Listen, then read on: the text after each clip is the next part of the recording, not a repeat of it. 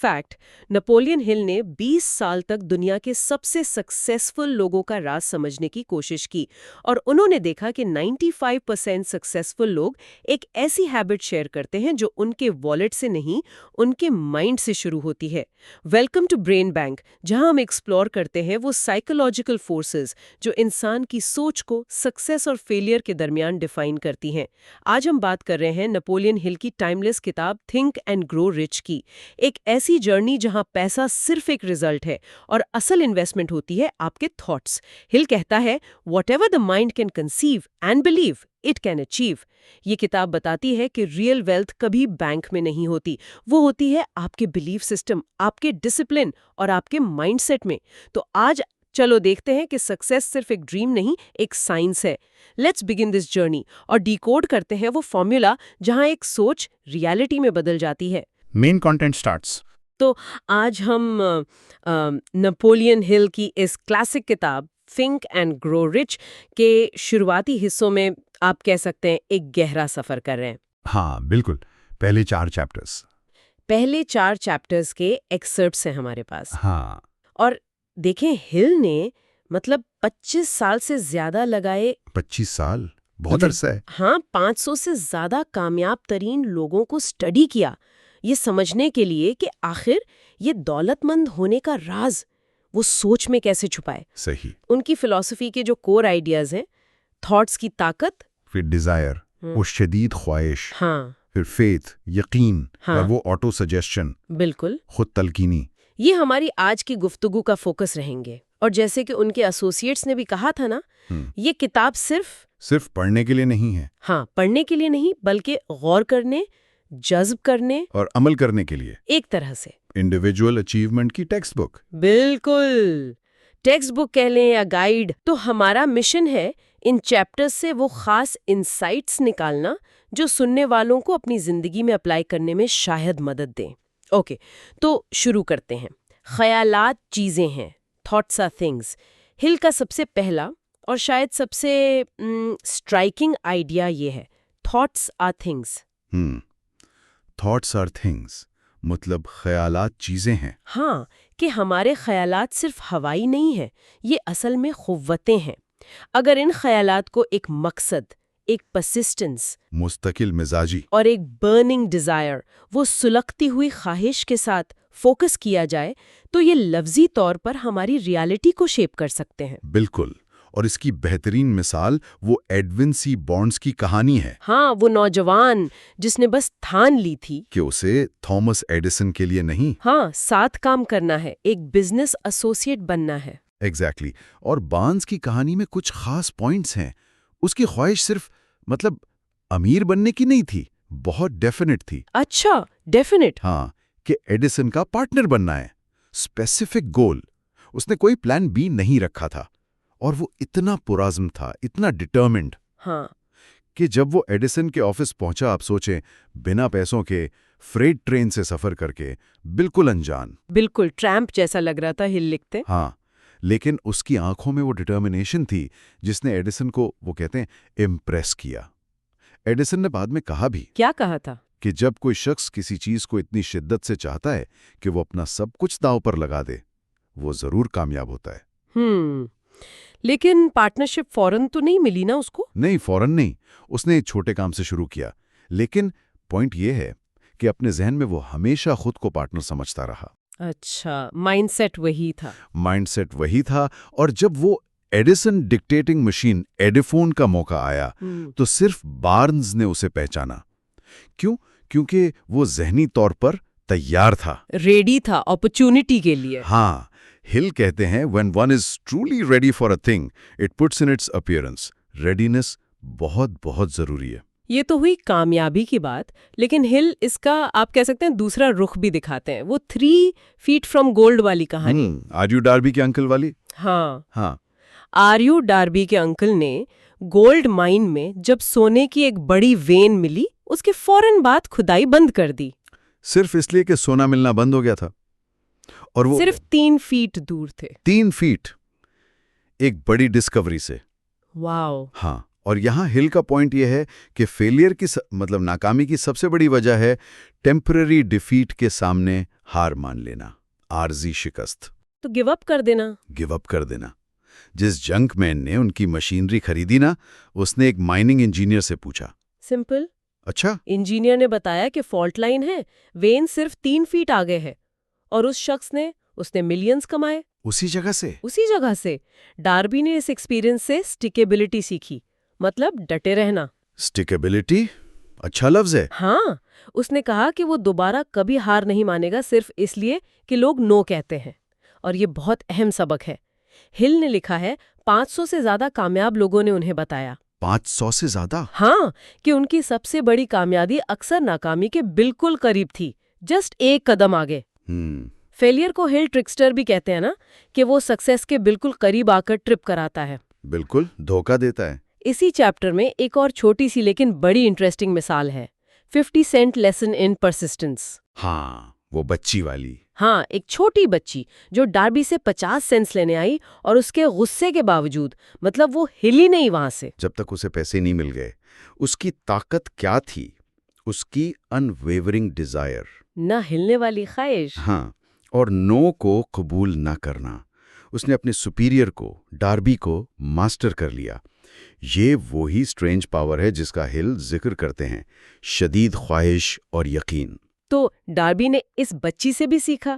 بالکل، سیکھا کہ نو کا مطلب ہمیشہ نو نہیں ہوتا، اور کہتے ہیں ان کی بہترین سیلز نو سننے کے بعد ہوئی ہیں۔ چھوٹے واقعات بھی اگر ان پر غور کریں تو لائف چینجنگ سبق دے سکتے ہیں۔ تمام کامیابیوں کا نقطۂ آغاز، Dzire, the starting point of all achievement۔ تو اگر خیالات بنیاد ہیں تو انہیں طاقت دینے والا فیول ہے ڈیزائر، یعنی خواہش۔ چیپٹر 2 اسی پر ہے۔ ہاں، سٹارٹنگ پوائنٹ۔ اور ہل کے لیے یہ صرف کوئی ہلکی پھلکی امید، کوئی وش نہیں ہے، نہیں، بالکل نہیں، بلکہ ایک کین پلسیٹنگ ڈیزائر، ایک شدید دھڑکتی ہوئی خواہش جو باقی ہر چیز پر حاوی ہو جائے، ڈومینیٹ کر جائے۔ ہاں، پھر وہی برننگ بریجز والی بات، پیچھے ہٹنے کے سارے راستے بند کر دینا، جیسے بارنس نے کیا۔ یا وہ قدیم جنگجو، ہاں، جو دشمن کے علاقے میں اپنی کشتیاں جلا دیتا تھا کہ اب جیتنا ہے یا مرنا ہے۔ we win or we perish۔ اور مارشل فیلڈ کی مثال، شکاگو کی آگ کے بعد جب سب بزنس لوگ شہر چھوڑ رہے تھے، سب بھاگ رہے تھے، اس نے اسی راکھ پر، اسی جلی ہوئی جگہ پر دنیا کا سب سے بڑا سٹور بنانے کا عزم کیا۔ ڈٹرمنیشن، یہ ہوتی ہے ڈیزائر۔ بالکل۔ اور اس ڈیزائر کو مطلب صرف سوچنا نہیں، اس کو عملی جامہ پہنانے کے لیے ہل نے ایک بہت پریکٹیکل بلو پرنٹ دیا ہے۔ سٹیپس پتہ ہیں؟ اچھا، 6 سٹیپس تھے نا؟ ہاں، 6 سٹیپس ہیں۔ ان کا نچوڑ، ان کا ایسنس یہ ہے، آپ کو بالکل کرسٹل کلیئر ہونا چاہیے۔ کرسٹل کلیئر کہ ایگزیکٹلی کتنا پیسہ چاہیے، صرف بہت پیسہ نہیں، ایگزیکٹ اماؤنٹ۔ اوکے، پھر کس تاریخ تک چاہیے، ڈیڈ لائن۔ ٹھیک۔ اور تیسرا، اس کے بدلے میں آپ کیا قیمت ادا کریں گے، مطلب کوئی سروس، کوئی آئیڈیا، کوئی پروڈکٹ، کیونکہ ہل کہتے ہیں سم تھنگ فار نتھنگ جیسی چیز نہیں ہوتی۔ صحیح، کچھ دینا پڑے گا۔ بالکل۔ پھر ایک ڈیفینٹ پلان بنائیں، اور سب سے امپورٹنٹ شاید، فوراً عمل شروع کریں، ایکشن لیں۔ یہ نہیں کہ پرفیکٹ پلان کا انتظار کریں، چاہے تیار ہوں یا نہ ہوں، سٹارٹ کریں۔ اس سب کو لکھ لیں، ایک سٹیٹمنٹ بنائیں۔ اوکے، لکھنا ضروری ہے؟ لکھنا بہت ضروری ہے۔ اور پھر یہ پوائنٹ، یہ سٹیپ 6 شاید سب سے کرٹیکل ہے۔ وہ کیا ہے؟ دن میں 2 بار، صبح اٹھتے وقت، رات کو سونے سے پہلے، اس لکھی ہوئی سٹیٹمنٹ کو بلند آواز میں پڑھیں۔ الاؤڈ؟ ہاں، الاؤڈ۔ اور پڑھتے ہوئے اس پیسے کو اپنے پاس ہونے کا تصور کریں، ویژولائز کریں، اسے محسوس کریں، اور یقین کریں کہ وہ پہلے ہی آپ کا ہے، آلریڈی ان پوزیشن۔ ایگزیکٹلی۔ یہ اصل میں اپنے سب کانشیس مائنڈ کو اس فیلنگ کے ساتھ پروگرام کرنا ہے، ایموشن کے ساتھ۔ اور ہل کہتے ہیں کارنیگی اور ایڈیسن جیسے لوگوں نے بھی اس میتھڈ کو انڈورس کیا تھا۔ انٹرسٹنگ۔ ہل کہتے ہیں پریکٹیکل ڈریمرز بننا ضروری ہے، مطلب خواب دیکھنے والے۔ ہاں، لیکن پریکٹیکل، صرف ہوا میں نہیں۔ سبھی بڑی کامیابیاں، وہ کہتے ہیں، خوابوں سے شروع ہوئی ہیں۔ کولمبس کا خواب تھا ایک انجانی دنیا کا، کوپرنیکس کا ملٹیپل ورلڈز کا، فورڈ کا ہارس لیس کیریج کا، ایڈیسن نے روشنی کا خواب دیکھا 10,000 ناکامیوں کے باوجود۔ 10,000؟ امیجن کریں، رائٹ برادرز نے اڑنے کا خواب دیکھا، ہل کا کوٹ ہے dreams are the seedlings of reality. بہت خوب.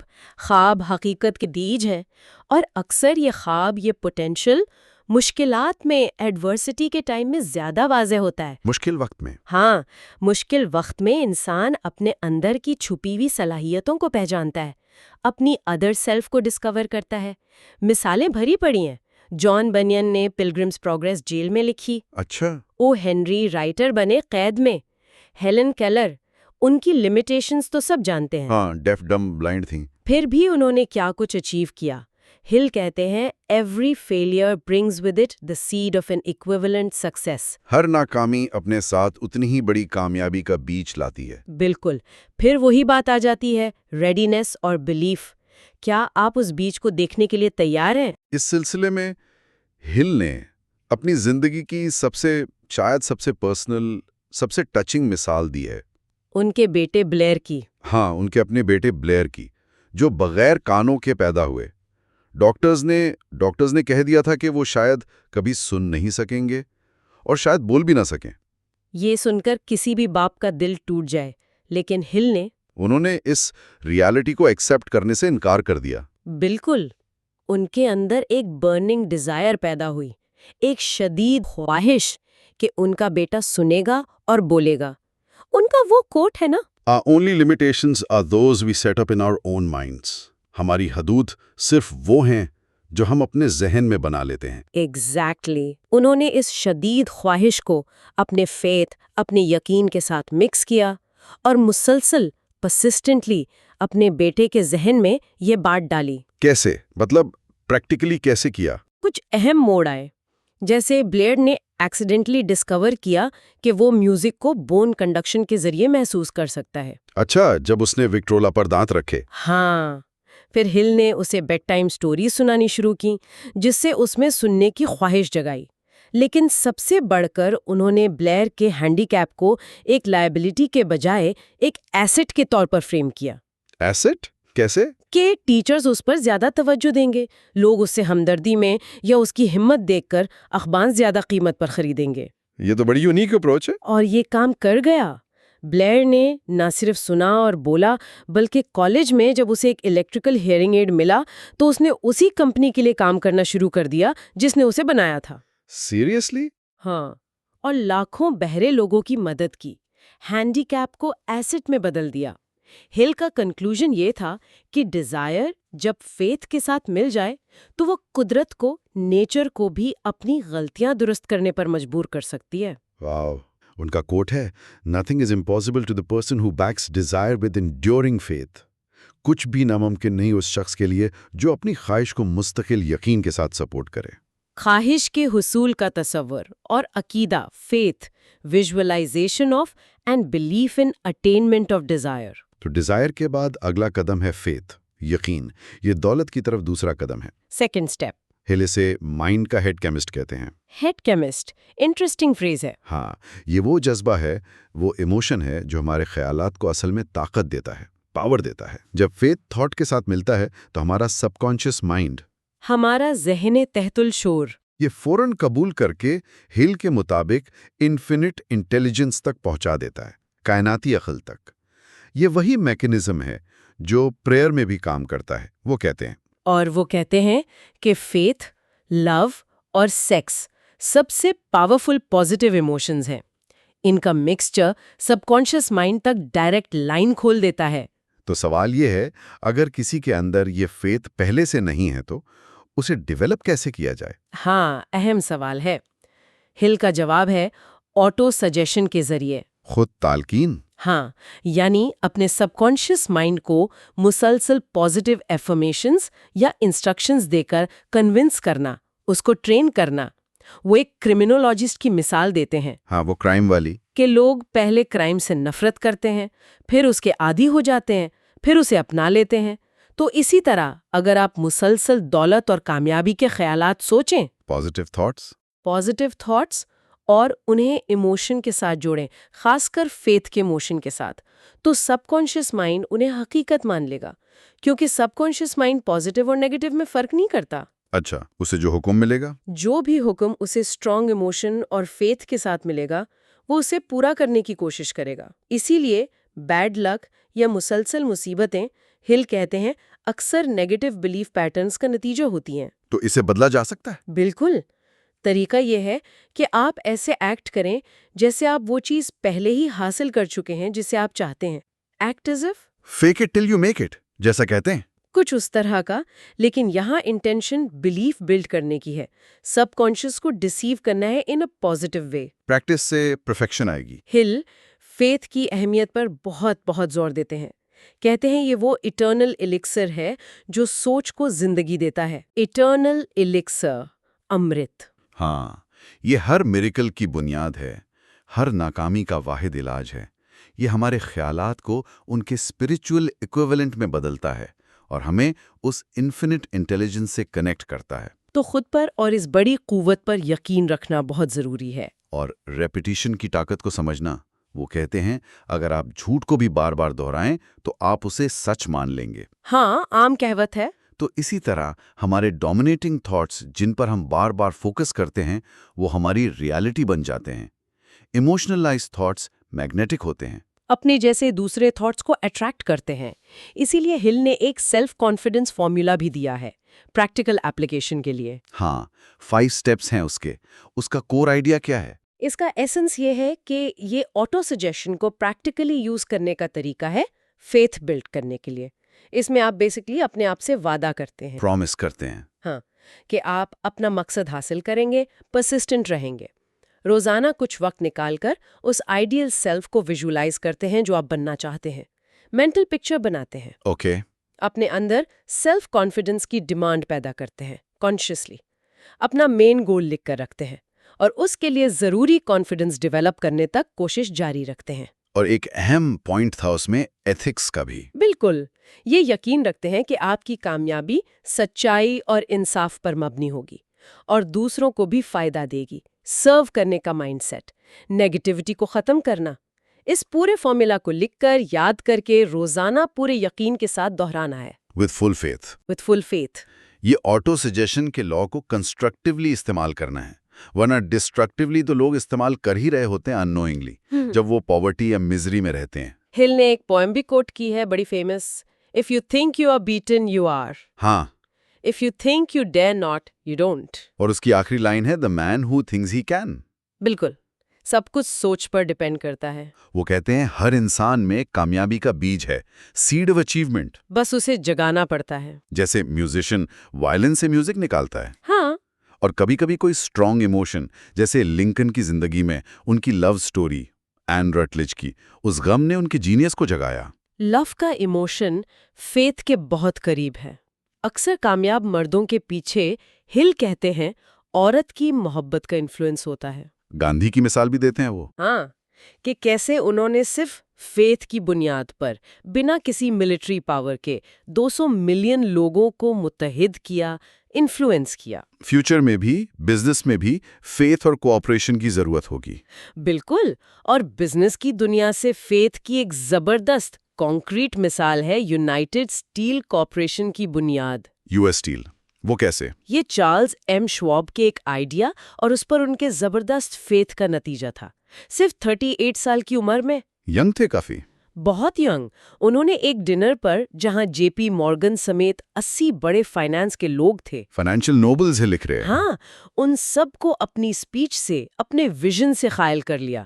ان کا ویژن کا اسٹیل انڈسٹری کو ماڈرنائز کرنا، ایفیشنسی، اسپیشلائزیشن، ایکسپینشن، کاسٹ کم کر کے مارکیٹ بریک کرنا. یہ آج کل تو کامن ہے، لیکن اس وقت ریولیوشنری آئیڈیا تھا.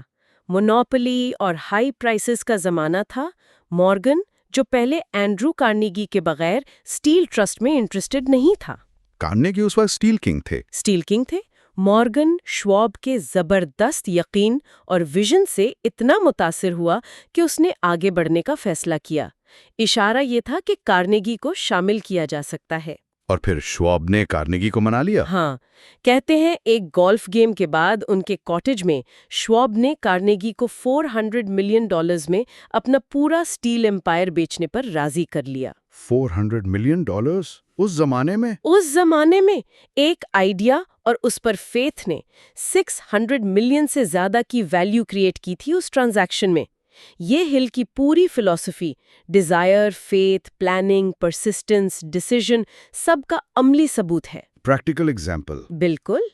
ریچز ہمیشہ ایک تھاٹ سے شروع ہوتی ہیں اور فیتھ تمام حدود کو، لمیٹیشنز کو توڑ دیتا ہے۔ ذہن تحت الشعور پر اثر انداز ہونے کا ذریعہ، auto suggestion, the medium for influencing the subconscious mind۔ اب ہم آتے ہیں آٹو سجیشن پر، یعنی خود تلقین۔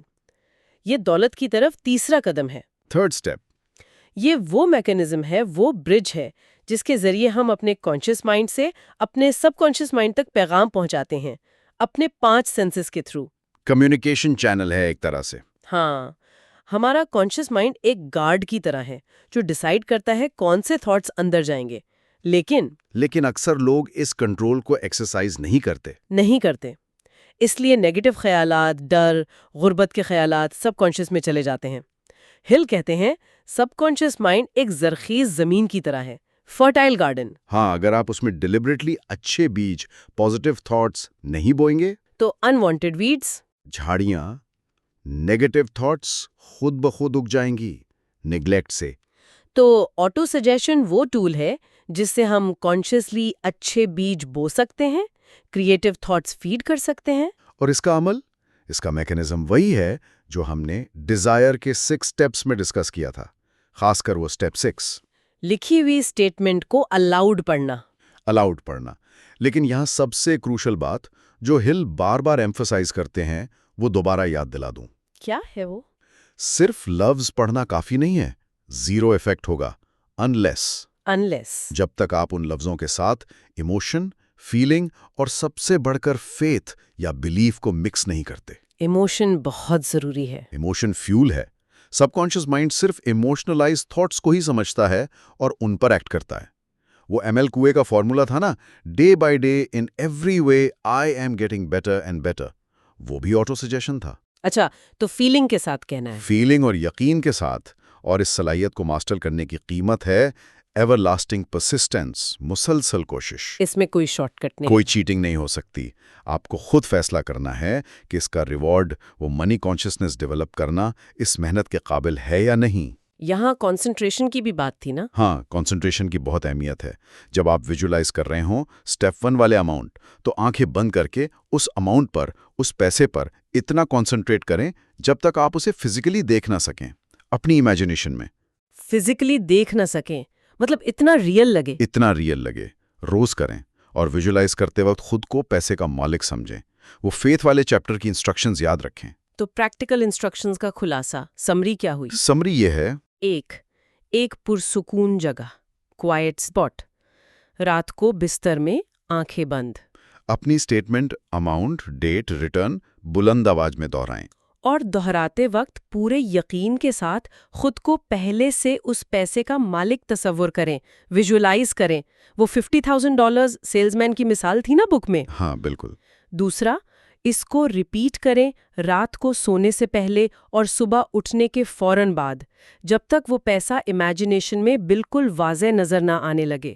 اور تیسرا، اپنی لکھی ہوئی کاپی کو ایسی جگہ رکھیں جہاں بار بار نظر پڑے، دن میں دیکھیں، رات کو پڑھیں، صبح پڑھیں، جب تک وہ پوری طرح یاد نہ ہو جائے، ذہن نشین ہو جائے۔ اوکے۔ یہ 3 مین سٹیپس ہیں۔ ہاں، اور ہل ایک اور اہم گائیڈنس دیتے ہیں اس میں۔ وہ کہتے ہیں پرفیکٹ پلان کا انتظار مت کریں، ایکشن فوراً لیں۔ پلان کا انتظار نہ کریں؟ نہیں، ویژولائز کرتے وقت اپنے سب کانشیس مائنڈ سے پلان ڈیمانڈ کریں اور ایکسپیکٹ کریں کہ وہ ملے گا، امید رکھیں۔ ڈیمانڈ اور ایکسپیکٹ؟ ہاں، اور جب کوئی آئیڈیا فلیش ہو، کوئی انسپریشن آئے، جسے ہل 6 سینس یا انفینٹ انٹیلیجنس سے جوڑتے ہیں، اس پر فوراً ایکشن لیں۔ اس وقت صرف لاجک یا ریزن پر ڈیپینڈ نہ کریں، ٹرسٹ یور انٹیوشن جو سب کانشیس سے آ رہی ہے۔ فوراً ایکشن لیں۔ فوراً۔ اور ویژولائزیشن میں صرف پیسہ نہیں، بلکہ وہ سروس یا چیز دیتے ہوئے بھی خود کو دیکھیں جو آپ اس پیسے کے بدلے میں دے رہے ہیں۔ ویلیو ایکسچینج کو ویژولائز کریں۔ یہ سب مطلب شروع میں تھوڑا ایبسٹریکٹ لگ سکتا ہے، تھوڑا عجیب۔ بالکل۔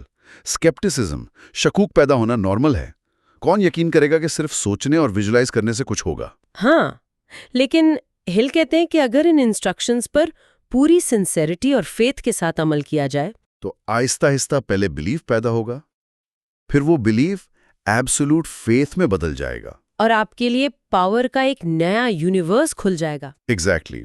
آٹو سجیشن، وہ کہتے ہیں اس پوری فلسفی کا کی سٹون ہے، بنیادی پتھر ہے۔ Corner stone. ہاں، باقی سارے principles, Dzire, faith, planning, persistence, یہ سب دراصل اسی آٹو سجیشن کو صحیح طریقے سے ایفیکٹولی استعمال کرنے کے ٹولز ہیں، اوزار ہیں۔ ہل ریکمینڈ کرتے ہیں کہ اس چیپٹر کو روز رات کو بلند آواز میں پڑھا جائے۔ ہاں، جب تک آپ اس پرنسپل پر پوری طرح کنونس نہ ہو جائیں، اور جو سینٹنس خاص طور پر ریزونیٹ کرے اسے انڈرلائن کریں۔ تو آج ہم نے نپولین ہل کے پہلے 4 بنیادی اصولوں پر بات کی۔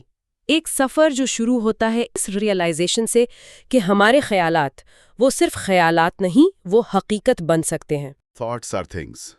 پھر ان خیالات کو فیول کرتی ہے ایک شدید خواہش، برننگ ڈیزائر، اس خواہش کو پروان چڑھاتا ہے یقین، فیتھ۔ اور یقین کو سب کانشیس مائنڈ تک پہنچانے کا، اسے پروگرام کرنے کا ذریعہ ہے خود تلقینی، آٹو سجیشن۔ ایڈون بونز سے لے کر آر یو ڈاربی سے لے کر چارلز شواب، حتیٰ کہ ہل کے اپنے بیٹے تک، مثالیں یہ دکھاتی ہیں کہ یہ پرنسپل صرف تھیوری نہیں ہے۔ نہیں، بالکل نہیں، ان میں واقعی زندگی بدلنے کی طاقت ہے اگر آزمایا جائے۔ تو یہ تھے شروعاتی قدم اس تھنک اینڈ گرو رچ فلسفی کے۔ ہاں، ان سورسز پر غور کرتے ہوئے ایک آخری خیال ذہن میں آتا ہے۔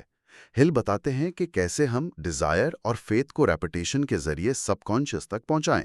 یہ ہاؤ ٹو ہے۔ صحیح۔ لیکن سوچنے کی بات یہ ہے کہ اس پروسیس کے دوران سب کانشیس مائنڈ کے اندر کیا ہو رہا ہوتا ہے؟ وہ کیا کر رہا ہوتا ہے؟ کیا وہ صرف ہماری انسٹرکشنز کو ایک ٹیپ ریکارڈر کی طرح ریکارڈ کر رہا ہے؟ یا کیا وہ ایکٹیولی ہمارے ساتھ مل کر کام کر رہا ہے؟ ایکٹیولی مطلب شاید ایسی انفارمیشن یا کنیکشنز ایکسیس کر رہا ہے جو ہمارے کانشیس ذہن کی پہنچ سے، ہماری اویئرنیس سے باہر ہے، تاکہ وہ ہماری ڈیزائر کو پورا کرنے کا کیسے، وہ ہاؤ ڈھونڈ سکے۔ اچھا، تو وہ سولوشن ڈھونڈنے میں ہیلپ کر رہا ہے ایکٹیولی۔ ہو سکتا ہے یہ اس مسٹری کی طرف اشارہ ہے جس کا ذکر ہل کرتے ہیں لیکن واضح نہیں کرتے۔ ایک سوال ہے جو غور کرنے کے لیے چھوڑا جا سکتا ہے۔ تو پچھلی گفتگو کو آگے بڑھاتے ہوئے اب ہم چیپٹر 5 کی جانب بڑھ رہے ہیں۔ اس کا عنوان ہے اسپیشلائزڈ نالج، یعنی خصوصی علم، اور یہ دولت کے حصول کا چوتھا قدم بتایا گیا ہے۔ جی، اور یہاں سمجھنے کی پہلی بات جو بہت اہم ہے وہ یہ ہے کہ علم کی 2 بنیادی قسمیں ہیں۔ ایک تو ہے عام علم، جنرل نالج جسے کہتے ہیں، جو شاید بہت وسیع ہو لیکن عملی طور پر اتنا کارآمد نہ ہو۔ اور دوسرا ہے اسپیشلائزڈ نالج، یعنی کسی خاص شعبے کا آپ کہہ لیں گہرا علم۔ اور کتاب کا فوکس اسی اسپیشلائزڈ نالج پر ہے۔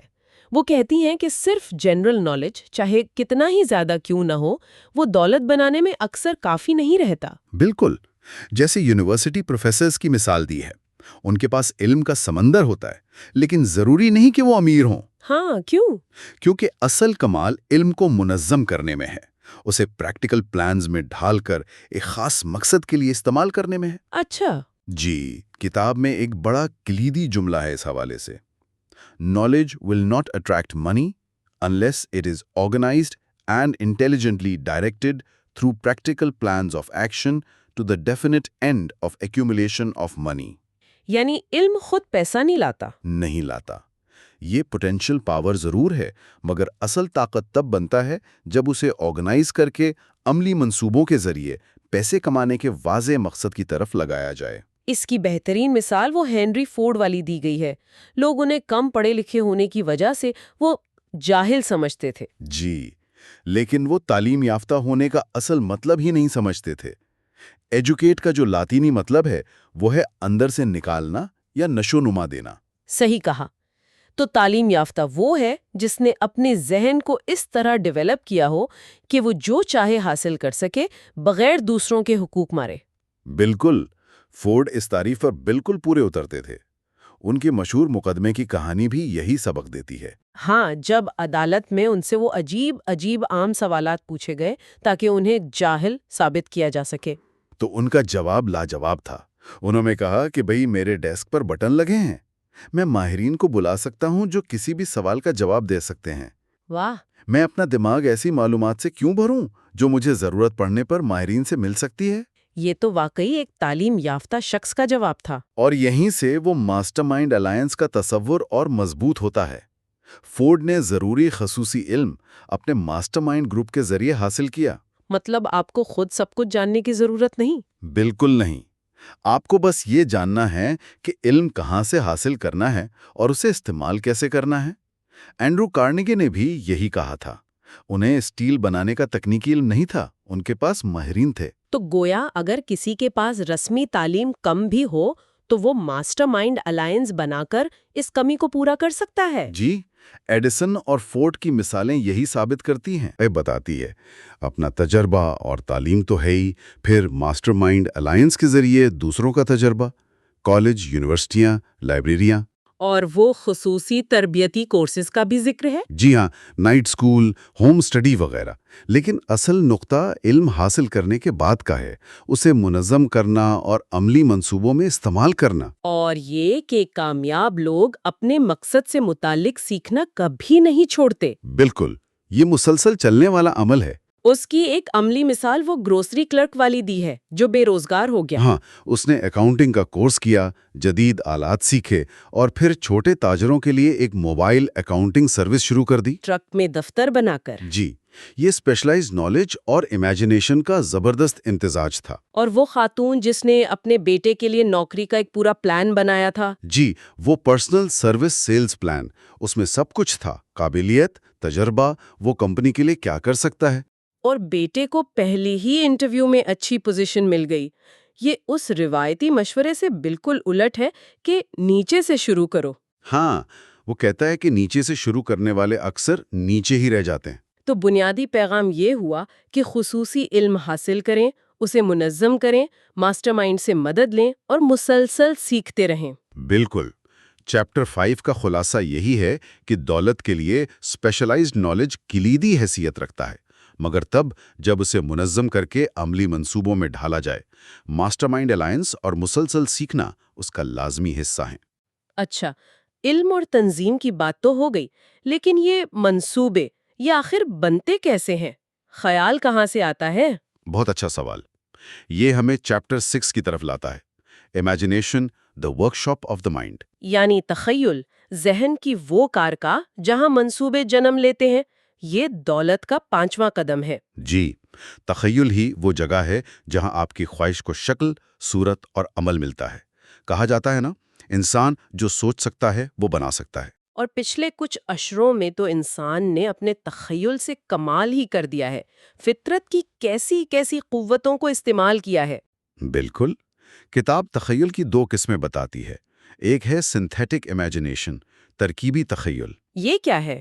یہ پرانے خیالات، تصورات یا منصوبوں کو نئی ترتیب دے کر کچھ نیا بناتی ہے، مطلب ایگزسٹنگ مٹیریل کو ری ارینج کرتی ہے۔ زیادہ تر ایجادات اسی سے ہوتی ہیں۔ ٹھیک ہے۔ اور دوسری ہے کریٹو امیجنیشن، تخلیقی تخیل۔ یہ وہ فیکلٹی ہے جس کے ذریعے انسان کا ذہن وہ لامحدود ذہانت یعنی انفینٹ انٹیلیجنس سے جڑتا ہے۔ اچھا، تو یہیں سے نئے بنیادی خیالات آتے ہیں، وہ ہنچز اور انسپریشنز؟ جی ہاں، یہ تب زیادہ کام کرتی ہے جب ذہن کسی شدید جذبے جیسے برننگ ڈیزائر کے زیر اثر ہو۔ اور دلچسپ بات یہ ہے کہ دونوں قسم کے تخیل استعمال کرنے سے بہتر ہوتے ہیں، بالکل پٹھوں کی طرح۔ صحیح۔ اگر آپ کو لگے کہ آپ کا تخیل کمزور ہو گیا ہے تو اسے استعمال کر کے دوبارہ زندہ کیا جا سکتا ہے۔ تو خواہش کو پیسے میں بدلنے کے لیے جو منصوبہ چاہیے وہ تخیل کی اسی ورکشاپ میں بنے گا۔ بالکل۔ کتاب تو یہ بھی مشورہ دیتی ہے کہ پوری کتاب پڑھ کر اس بات پر واپس آئیں اور فوراً اپنی خواہش کو عملی جامہ پہنانے کے منصوبے بنانے کے لیے اپنے تخیل کا استعمال شروع کریں۔ واہ، اس کی وہ انچینٹڈ کیٹل والی کہانی بڑی زبردست ہے۔ ہاں، وہ بوڑھا ڈاکٹر جس نے اپنی زندگی بھر کی کمائی $500 کے بدلے ایک نوجوان ڈرگ کلرک اوسا کینڈلر کو ایک پرانی کیٹلی اور ایک خفیہ فارمولا بیچا۔ کلرک نے صرف فارمولا نہیں خریدا تھا۔ نہیں، اس نے ایک آئیڈیا خریدا تھا اور پھر اس نے اس فارمولے میں ایک خفیہ جز ملایا۔ وہ تھا امیجنیشن۔ اور نتیجہ؟ Coca Cola. Coca Cola. ایک ایسا مشروب جس نے دنیا بھر میں دولت کے انبار لگا دیے۔ یہ کہانی بتاتی ہے کہ خیالات واقعی چیزیں ہیں، تھاٹس آر تھنگس، اور ان میں کتنی طاقت ہے۔ دوسری مثال وہ ڈاکٹر فرینک گنسالس کی ہے، جنہیں اپنے کالج کے لیے $1 ملین چاہیے تھے۔ جی 2 سال وہ صرف سوچتے رہے، پھر ایک دن انہوں نے فیصلہ کیا، ڈیفینٹ ڈیسیجن، کہ 1 ہفتے میں رقم حاصل کرنی ہے۔ اور پھر انہوں نے وہ خطبہ دیا، اگر میرے پاس $1 ملین ہوتے تو میں کیا کرتا؟ اور خطبے کے فوراً بعد فلپ ڈی آرما نامی شخص نے انہیں وہ $1 ملین دینے کا وعدہ کر لیا۔ کمال ہے۔ اہم نکتہ کیا ہے؟ یہ رقم انہیں ڈیفینٹ ڈیسیجن اور ڈیفینٹ پلان بنانے کے صرف 36 گھنٹے بعد ملی۔ یعنی جب برننگ ڈیزائر کے ساتھ ڈیفینٹنیس آف پرپس اور امیجنیشن مل جائے تو نتائج بہت تیزی سے آ سکتے ہیں۔ بالکل۔ تو چیپٹر 6 کا لب لباب یہی ہے کہ تخیل وہ انجن ہے جو خیالات کو منصوبوں میں بدلتا ہے۔ سنتھیٹک ہو یا کریٹو، اسے استعمال کرنا اور پروان چڑھانا ضروری ہے۔ ایک اچھا آئیڈیا تخیل اور واضح مقصد کے ساتھ مل کر ناقابل یقین کامیابی دلا سکتا ہے۔ ٹھیک ہے، تو اب تخیل نے منصوبے بنا دیے، اب اگلا مرحلہ انہیں عملی جامہ پہنانے کا ہے۔ جی، یہ ہمیں چیپٹر 7 کی طرف لاتا ہے، organised planning, the crystallization of desire into action۔ یعنی منظم منصوبہ بندی جس سے خواہش عمل میں ڈھلتی ہے، یہ چھٹا قدم ہے۔ یہاں کتاب عملی منصوبے بنانے کے لیے کچھ بہت اہم ہدایات دیتی ہے۔ سب سے پہلے تو ماسٹر مائنڈ الائنس بنانے پر زور ہے۔ ہاں، یعنی ایسے لوگوں کا گروپ جو منصوبے بنانے اور نافذ کرنے میں مدد کریں، اسے تو لازمی قرار دیا گیا ہے۔ جی، دوسرا یہ طے کرنا کہ گروپ ممبران کو ان کے تعاون کا کیا معاوضہ یا فائدہ ملے گا، جو ہمیشہ پیسے کی شکل میں نہیں ہوتا۔ ٹھیک۔ تیسرا گروپ کے ساتھ باقاعدگی سے ملاقاتیں، کم از کم ہفتے میں 2 بار، جب تک منصوبہ مکمل نہ ہو جائے۔ اور چوتھا، جو شاید سب سے اہم ہے، گروپ میں مکمل ہارمنی برقرار رکھنا۔ اچھا، ہارمنی کیوں ضروری ہے اتنی؟ اس کے بغیر ماسٹر مائنڈ اصول کام ہی نہیں کرتا، وہ سنرجی پیدا ہی نہیں ہوتی۔ سمجھ گئی۔ اور ایک بہت اہم بات جو آپ نے پہلے بھی کہی تھی، اگر پہلا منصوبہ ناکام ہو جائے تو ہمت نہیں ہارنی۔ کتاب کہتی ہے نیا منصوبہ بنائیں، وہ بھی ناکام ہو تو ایک اور بنائیں۔ یہی وہ مقام ہے جہاں اکثر لوگ استقامت، پرسسٹنس کی کمی کی وجہ سے ہار مان لیتے ہیں۔ بالکل۔ تھامس ایڈیسن کی مثال پھر یاد کریں، 10,000 بار ناکامی، جسے کتاب ٹیمپرری ڈیفیٹ کہتی ہے۔ عارضی شکست، مطلب یہ نہیں کہ آپ ناکام ہو گئے، صرف یہ کہ آپ کا منصوبہ ٹھیک نہیں تھا۔ جی، نیا منصوبہ بنائیں۔ جیتنے والا کبھی ہار نہیں مانتا، اور ہار ماننے والا کبھی نہیں جیتتا۔ A winner never quits and a quitter never wins۔ یہیں پر لیڈرشپ کا ذکر بھی آتا ہے۔ دنیا میں لیڈر ہوتے ہیں اور فالوور ہوتے ہیں۔ فالوور ہونا برا نہیں، بلکہ ایک ذہین فالوور اپنے لیڈر سے بہت کچھ سیکھ سکتا ہے، لیکن ہمیشہ فالوور بنے رہنا کوئی کمال نہیں۔ کتاب لیڈرشپ کی کچھ کلیدی خصوصیات بتاتی ہے۔ جی، 11 خصوصیات ہیں۔ ان میں اٹل ہمت، خود پر قابو، انصاف پسندی، فیصلوں اور منصوبوں میں قطعیت یعنی ڈیفینٹنس، یہ سب شامل ہیں۔ اور ناکامی کی وجوہات بھی؟ ہاں، لیڈرشپ میں ناکامی کی 10 بڑی وجوہات بھی بتائی ہیں، جیسے تفصیلات منظم نہ کر پانا، معمولی کام سے ہچکچانا، فالوورز سے مقابلے کا خوف، تخیل کی کمی، خود غرضی وغیرہ۔ ان سے بچنا ضروری ہے۔ جی، اور یہ بھی کہ مؤثر لیڈرشپ تعاون پر مبنی ہوتی ہے، زبردستی یا طاقت پر نہیں۔ کتاب پرسنل سروسز کی فروخت پر بھی بات کرتی ہے، یعنی اپنی خدمات بیچنا۔ جی، چاہے آپ نوکری تلاش کر رہے ہوں یا اپنا کاروبار، آپ اصل میں اپنی خدمات یا صلاحیتیں بیچ رہے ہیں۔ اس کے لیے وہ ایک منظم بریف یا پریزنٹیشن تیار کرنے کا مشورہ دیتی ہے۔ ہاں، جس میں آپ کی قابلیت، تجربہ اور آپ کیا ویلیو فراہم کر سکتے ہیں، یہ سب واضح طور پر لکھا ہو۔ اور وہ QQS فارمولا کیا ہے؟ QQS بہت اہم ہے، quality plus quantity plus spirit of cooperation. اچھا، یعنی آپ کی سروس کا معیار، کوالٹی، اس کی مقدار، کوانٹٹی، اور آپ کا رویہ یعنی تعاون کا جذبہ، اسپرٹ آف کوآپریشن۔ بالکل، یہ تینوں مل کر آپ کی کامیابی کا تعین کرتے ہیں، اور یہ صرف ایک بار کی بات نہیں، اسے عادت بنانا ہے۔ تو چیپٹر 7 کافی تفصیلی ہے۔ اس میں ناکامی کی عمومی وجوہات اور خود احتسابی کے سوالات بھی ہیں، لیکن مرکزی خیال منظم منصوبہ بندی کا ہے۔ جی، خلاصہ یہ کہ منصوبہ بنائیں، بہتر ہے ماسٹر مائنڈ کے ساتھ مل کر، لیڈرشپ کی خصوصیات اپنائیں، QQS فارمولے کو ذہن میں رکھیں، اور اگر ناکامی ہو تو اسے عارضی سمجھ کر نیا منصوبہ بنائیں۔ ٹھیک ہے، منصوبے بن گئے، ٹیم بن گئی، QQS بھی سمجھ آ گیا۔ اب آگے کیا؟ اب آتا ہے chapter 8، decision, the mastery of procrastination. یعنی فیصلہ کرنا اور ٹال مٹول پر قابو پانا، یہ 7واں قدم ہے۔ اور یہ بڑا حیران کن ہے، لیکن کتاب کہتی ہے کہ 25,000 ناکام لوگوں کے تجزیے سے یہ بات سامنے آئی کہ فیصلہ نہ کر پانا، لیک آف ڈیسیژن، ناکامی کی سب سے بڑی وجوہات میں سے ایک تھا۔ یعنی ٹال مٹول، پروکریسٹینیشن۔ جی، یہ فیصلہ سازی کا بالکل الٹ ہے اور ایک بہت عام دشمن ہے جس پر ہر ایک کو قابو پانا ہوتا ہے۔ دوسری طرف کامیاب ترین لوگوں میں کیا عادت پائی گئی؟ ان میں یہ عادت تھی کہ وہ فیصلے تیزی سے کرتے ہیں، ریچ ڈیسیژنز پرومپٹلی، اور اگر انہیں بدلنا پڑے تو بہت سوچ سمجھ کر آہستہ آہستہ بدلتے ہیں۔ Change decisions slowly if and when changed. جبکہ ناکام لوگ اس کے بالکل برعکس کرتے ہیں، یا تو فیصلہ ہی نہیں کر پاتے یا جلدی جلدی بدلتے رہتے ہیں۔ بالکل، ہنری فورڈ کی مثال پھر یہاں آتی ہے۔ ان پر ضدی ہونے کا الزام لگتا تھا، شاید وہ مشہور ماڈل ٹی کو بدلنے میں سست تھے، لیکن ان کی تیزی سے فیصلہ کرنے اور پھر اس پر قائم رہنے کی عادت ہی ان کی کامیابی کا بڑا راز تھا۔ اور ایک بہت بڑا خطرہ جس سے کتاب خبردار کرتی ہے وہ ہے دوسروں کی آرا یعنی اوپینین سے متاثر ہونا۔ ہاں، کہا گیا ہے opinions are the cheapest commodities on earth. ہر کسی کے پاس مفت مشورے ہوتے ہیں۔ تو اگر آپ ہر کسی کی رائے پر چلیں گے تو آپ کبھی اپنی منزل تک نہیں پہنچ پائیں گے۔ جی نہیں، اپنے فیصلے خود کریں، خاموشی سے معلومات اکٹھی کریں، لیکن اپنا مقصد ہر ایک کو بتاتے نہ پھریں۔ کم علم لوگ زیادہ بولتے ہیں۔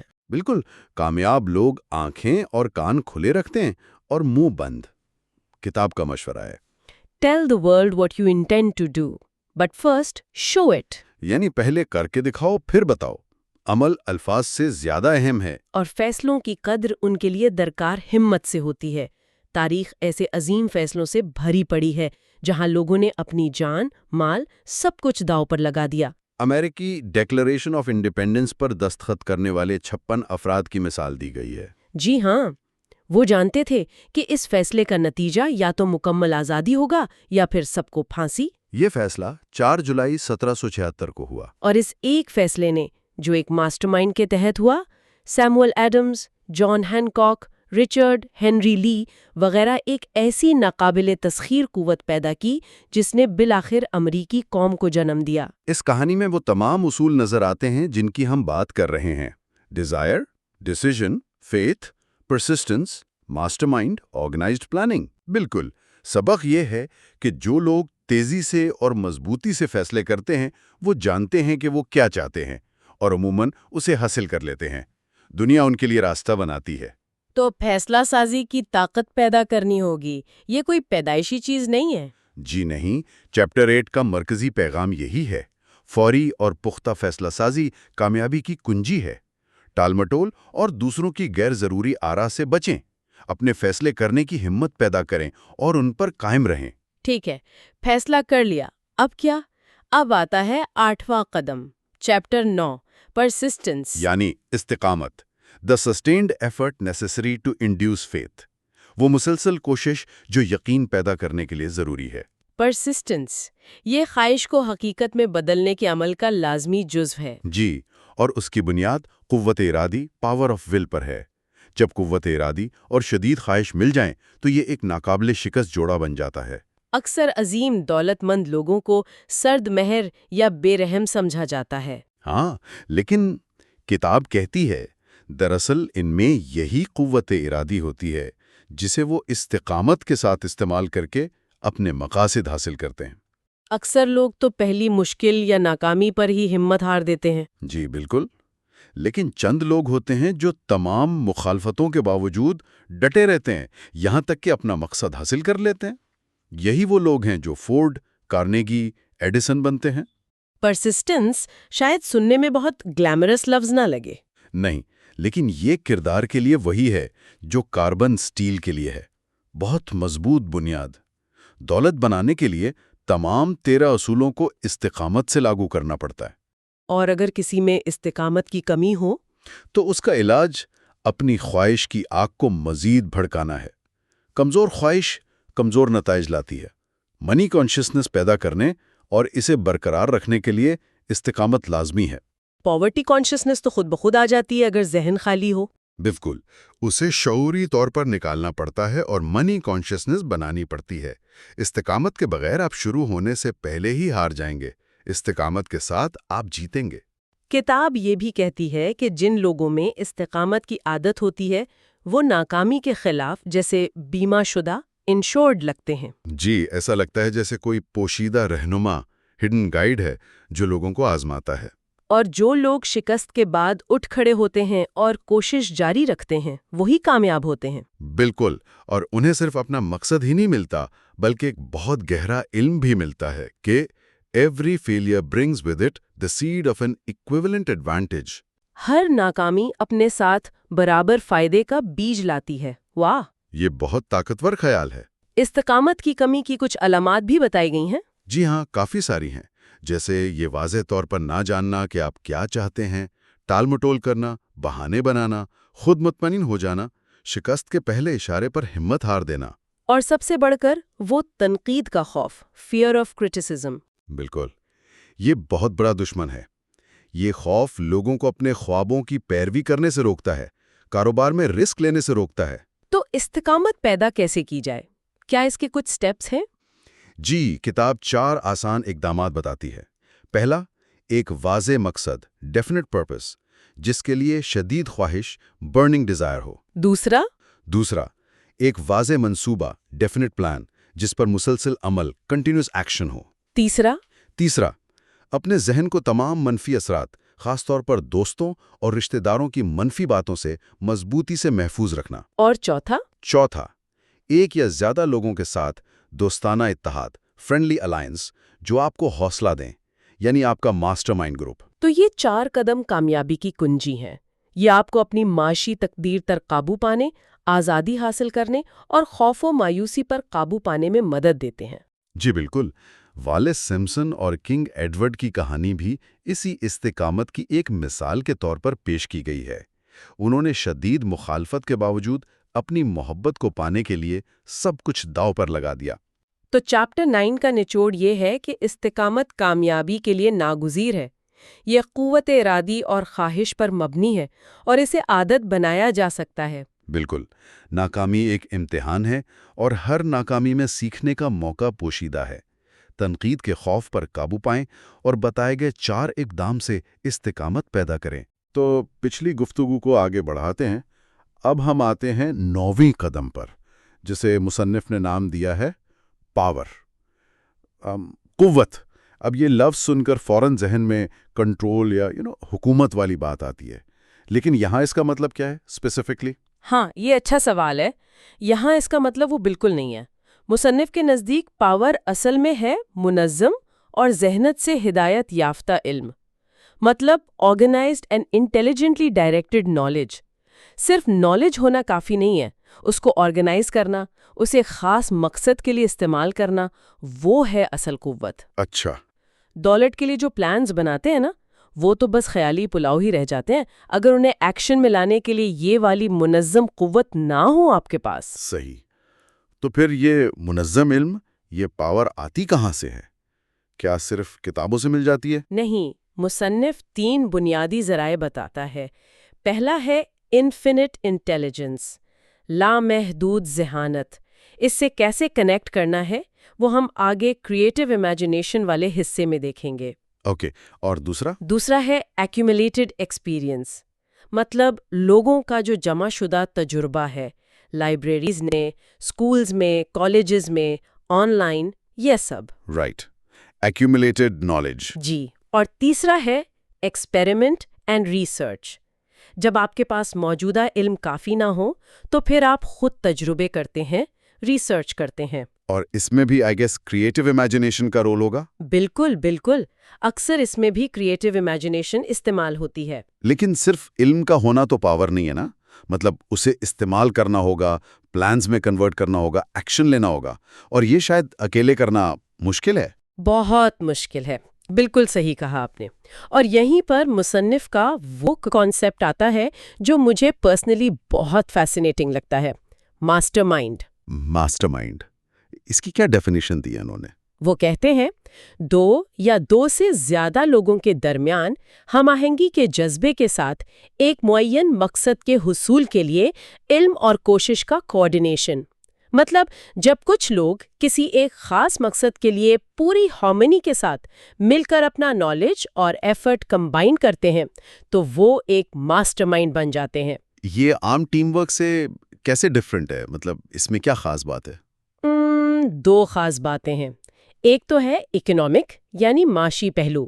ظاہر ہے جب ایکسپرٹس مل کر ہارمنی سے کام کریں گے تو ریزلٹس بہتر ہوں گے. جیسے اینڈرو کارنیگی کی مثال ہے. ہاں، ان کی اسٹیل کمپنی والی. جی، انہوں نے کوئی 50 لوگوں کی ماسٹر مائنڈ ٹیم بنائی تھی اور وہ اپنی ساری دولت کا کریڈٹ اسی پاور کو دیتے تھے. 50 لوگ؟ واو! ہاں، لیکن دوسرا پہلو زیادہ کہہ سکتے ہیں سٹل ہے. وہ ہے سائیکک پہلو، نفسیاتی. سائیکک؟ وہ کیسے؟ مصنف کا یہ کہنا ہے کہ جب دو ذہن بالکل ہارمنی میں ملتے ہیں تو ایک تیسری انویزیبل انٹینجبل قوت پیدا ہوتی ہے، جیسے ایک نیا کلیکٹیو ذہن وجود میں آ گیا ہو. ایک کلیکٹیو ذہن، یہ تو کافی گہرا کانسیپٹ ہے. کیا اس کی کوئی پریکٹیکل مثال بھی ہے؟ وہ ہنری فورڈ کی مثال دیتے ہیں کہ ان کی جو اصل بڑی کامیابی تھی وہ تھامس ایڈیسن، ہاروی فائرسٹون جیسے لوگوں کے ساتھ ماسٹر مائنڈ الائنس بنانے کے بعد شروع ہوئی.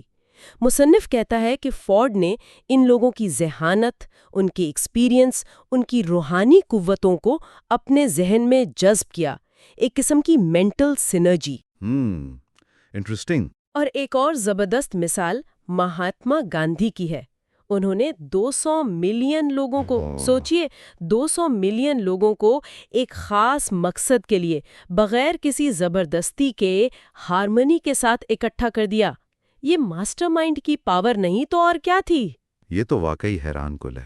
دراصل مصنف کا خیال ہے کہ جب لوگ اس طرح ہارمنی میں ملتے ہیں تو وہ شاید انفینٹ انٹیلیجنس سے ڈائریکٹ پاور ڈرا کرنے لگتے ہیں. اور یہ صرف دولت کی بات نہیں لگ رہی. مصنف نے وہ دریا والی مثال بھی دی ہے نا، تھاٹس کے بہاؤ کی. جی بالکل، کہ ہمارے خیالات کا جو بہاؤ ہے، تھنکنگ پروسیس ہے، وہ ایک دریا کی طرح ہے. ایک طرف وہ دولت کی طرف لے جاتا ہے اور دوسری طرف غربت کی. اور پازیٹیو سوچ؟ ہاں، پازیٹیو ایموشنز، پازیٹیو سوچ وہ دولت والے کنارے کی طرف لے جاتے ہیں، اور نیگیٹیو ایموشنز، ڈر، خوف، یہ سب غربت والے کنارے کی طرف. تو یہ کتاب، یہ فلسفی ایک چپو یا اور کی طرح ہے جو ڈائریکشن بدلنے میں مدد دے سکتی ہے. ایگزیکٹلی. لیکن صرف پڑھنے سے نہیں ہوگا، اس کو اپلائی کرنا ہوگا، استعمال کرنا ہوگا. Application and use. دولت کو اٹریکٹ کرنے کے لیے آپ کو سوچا سمجھا پلان چاہیے، اور اس کے پیچھے ایک برننگ ڈیزائر. غربت، اس کے لیے کسی پلان کی ضرورت نہیں، وہ تو خود بخود آ جاتی ہے اگر ہم پازیٹیو کوشش نہ کریں. تو چیپٹر 10 کا خلاصہ یہ ہوا کہ پاور اصل میں آرگنائزڈ نالج ہے. اسے حاصل کرنے کا بہترین طریقہ ماسٹر مائنڈ ہے، یعنی ہارمنی کے ساتھ مل کر کام کرنا. اور ہماری اپنی سوچ کا رخ ہماری فائنینشیل ڈیسٹنی طے کرتا ہے. صحیح، بالکل صحیح. ایک اچھا ریکیپ ہے یہ. اچھا، تو اب آگے بڑھتے ہیں. 10واں قدم، دی مسٹری آف سیکس ٹرانسمیوٹیشن. یہ ٹائٹل یہ تھوڑا سا سٹارٹلنگ ہے. یہاں ٹرانسمیوٹیشن سے کیا مطلب ہے؟ ٹرانسمیوٹ کا مطلب ہے کسی چیز کی شکل یا انرجی کو بدل دینا، ایک فارم سے دوسرے فارم میں لے جانا. مصنف یہ کہتا ہے کہ جو ایموشن آف سیکس ہے، جنسی جذبہ، یہ انسانی جذبات میں سب سے زیادہ طاقتور ہے. the most powerful human emotion. Right. لوگ عام طور پر اسے صرف فزیکل سمجھتے ہیں، لیکن مصنف کہتا ہے کہ اس کے 3 کنسٹرکٹیو پوٹینشیلز ہیں. پہلا، ظاہر ہے، نسل انسانی کا تسلسل، ریپروڈکشن. اوکے. دوسرا، صحت برقرار رکھنا، وہ اسے ایک تھراپیوٹک ایجنسی بھی کہتا ہے. اور تیسرا، اور یہ سب سے امپورٹنٹ ہے اس کانٹیکسٹ میں، تیسرا پوٹینشیل ہے اس انرجی کو ٹرانسمیوٹیشن کے ذریعے ایک عام انسان کو جینیس میں بدلنا. جینیس میں بدلنا جنسی انرجی سے، یہ کیسے ممکن ہے؟ دیکھیے، سیکس ٹرانسمیوٹیشن کا مطلب ہے کہ اس زبردست انرجی کو جو انسان کے اندر imagination, courage, will power, persistence, creativity پیدا کرتی ہے، جب وہ اس کے انفلوئنس میں ہوتا ہے، اس انرجی کو صرف فزیکل ایکسپریشن سے ہٹا کر کسی اور طرف چینل کرنا۔ کسی اور طرف جیسے آرٹ میں، لٹریچر میں، کسی انوینشن میں، بزنس بلڈنگ میں یا دولت جمع کرنے میں۔ مصنف کہتا ہے کہ جب یہ انرجی ٹرانسمیوٹ ہوتی ہے تو یہ اپنی ساری کوالٹیز، امیجنیشن، کریج، پرسسٹنس برقرار رکھتی ہے اور یہ انسان کو عام لیول سے اٹھا کر جینیس کے لیول تک پہنچا سکتی ہے۔ لیکن مصنف نے یہ بھی لکھا ہے کہ کامیابی کا تعلق ہائیلی ڈیولپڈ سیکس نیچر سے ہے۔ یہ بات یہ آج کے دور میں شاید کنٹروورشل لگے۔ ہاں، یہ پوائنٹ تھوڑا نوانسڈ ہے اور اس کو کانٹیکسٹ میں دیکھنا ضروری ہے۔ مصنف 2000 سال کی ہسٹری کا حوالہ دے کر کہتا ہے کہ جو مرد، ان کا فوکس اس وقت زیادہ تر مردوں پر تھا، بہت بڑی کامیابی حاصل کرتے ہیں۔ ان کی سیکس نیچر عام طور پر ہائیلی ڈیولپڈ ہوتی ہے اور انہوں نے اس انرجی کو ٹرانسمیوٹ کرنا سیکھ لیا ہوتا ہے۔ اور سیکھ لیا ہوتا ہے، یہ امپورٹنٹ ہے، بہت امپورٹنٹ۔ وہ یہ بھی کہتا ہے کہ اکثر ان عظیم مردوں کی کامیابی کے پیچھے کسی نہ کسی عورت کا انفلوئنس یا موٹیویشن ضرور ہوتا ہے، لیکن وہ فوراً یہ وضاحت بھی کرتا ہے کہ صرف ہائیلی سیکسڈ ہونا کافی نہیں ہے۔ اگر اس انرجی کو ٹرانسمیوٹ نہ کیا جائے بلکہ صرف ڈسپیٹ کیا جائے تو یہ ڈسٹرکٹیو بھی ہو سکتی ہے، اسے چینل کرنا ضروری ہے۔ تو پھر اس انرجی کو ٹرانسمیوٹ کرنے کے لیے کیا کرنا پڑتا ہے، اور جینیس کی ڈیفینیشن کیا ہے مصنف کے نزدیک؟ اس کے لیے ول پاور کی ضرورت ہے۔ مصنف 10 قسم کے مائنڈ سٹیمیولائی بتاتا ہے جو ہمارے ذہن کو ہائی وائبریشن پر لے جا سکتے ہیں، جیسے جنسی جذبہ ہے، محبت ہے، میوزک، دوستی، ماسٹر مائنڈ الائنس وغیرہ وغیرہ۔ اوکے۔ ان سب میں وہ کہتا ہے سب سے پاورفل سٹیمیولس جنسی جذبہ ہے۔ جب ذہن ان سٹیمیولائی کی وجہ سے ہائی ریٹ آف وائبریشن پر ہوتا ہے، تب وہ عام سوچ کی حدوں سے نکل کر in higher sources of knowledge سے کنیکٹ کر سکتا ہے جو عام حالت میں ایکسیسیبل نہیں ہوتے۔ اچھا۔ اور وہ شخص جو اپنی سوچ کی وائبریشن کو اس حد تک بڑھانا سیکھ لے کہ وہ ان ہائر سورسز سے فریلی کنیکٹ کر سکے، وہی جینیس ہے۔ اور یہ کنیکشن بنتا ہے کریٹیو امیجنیشن کے ذریعے، جسے وہ سکستھ سینس بھی کہتا ہے۔ تو اس کا مطلب ہوا کہ جینیس کوئی پیدائشی چیز نہیں ہے، اسے ڈیولپ کیا جا سکتا ہے، اس انرجی کو صحیح طرح چینل کر کے۔ مصنف کا پوائنٹ آف ویو تو یہی ہے۔ وہ ڈاکٹر ایلمر گیٹس کی مثال دیتے ہیں جنہوں نے 200 سے زیادہ پیٹنٹس اسی ٹیکنیک سے ڈیولپ کیے۔ وہ ایک ساؤنڈ پروف کمرے میں بیٹھ کر لائٹ بند کر کے پہلے نون فیکٹرز پر کانسنٹریٹ کرتے تھے، پھر ذہن کو سٹیمیولیٹ کر کے کریٹیو فیکلٹی سے ان نون فیکٹرز کے آئیڈیاز کا انتظار کرتے تھے۔ کمال ہے۔ ہاں، وہ کہتا ہے کہ سائنٹیفک انوینٹرز پہلے ریزننگ، سنتھیٹک فیکلٹی استعمال کرتے ہیں، لیکن جب وہ کافی نہ ہو تو وہ کریٹیو فیکلٹی کو ٹیپ کرتے ہیں۔ لیکن یہ ضروری ہے کہ انرجی کا سورس نیچرل ہو، جیسے محبت یا جنس۔ آرٹیفیشل سٹیمولائی جیسے الکوہول یا ڈرگز، وہ کہتا ہے ٹیمپرری بوسٹ دے سکتے ہیں لیکن آخر میں تباہی لاتے ہیں۔ مصنف نے ایک اور بڑی انٹرسٹنگ آبزرویشن لکھی ہے کہ لوگ اکثر 40 یا 50 سال کی عمر کے بعد ہی کوئی بڑی سگنیفیکنٹ کامیابی حاصل کرتے ہیں۔ اس کی کیا وجہ بتائیے؟ اس کی وجہ وہ یہی بتاتے ہیں کہ 40 سے پہلے عام طور پر لوگ اس پاورفل سیکس انرجی کو صرف فزیکل چینلز میں ضائع ڈسیپیٹ کر دیتے ہیں، وہ اسے ٹرانسمیوٹ کرنا نہیں سیکھ پاتے۔ شاید وہ سوئنگ ہز وائلڈ اوٹس والی بات ہے۔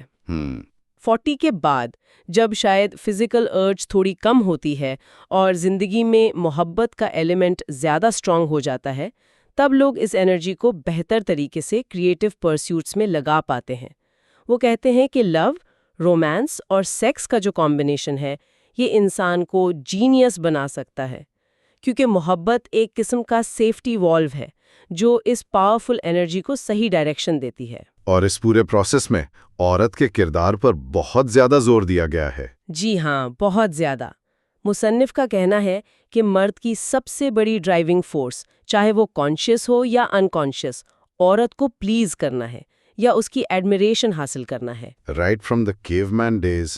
ایگزیکٹلی۔ اور اسی وجہ سے وہ کہتا ہے عورت کے پاس مرد کو میک اور بریک کرنے کی، اسے بنانے یا بگاڑنے کی زبردست قوت ہوتی ہے۔ جو عورت مرد کی اس فطرت کو سمجھتی ہے وہ اس پر پازیٹیولی انفلوئنس کر سکتی ہے۔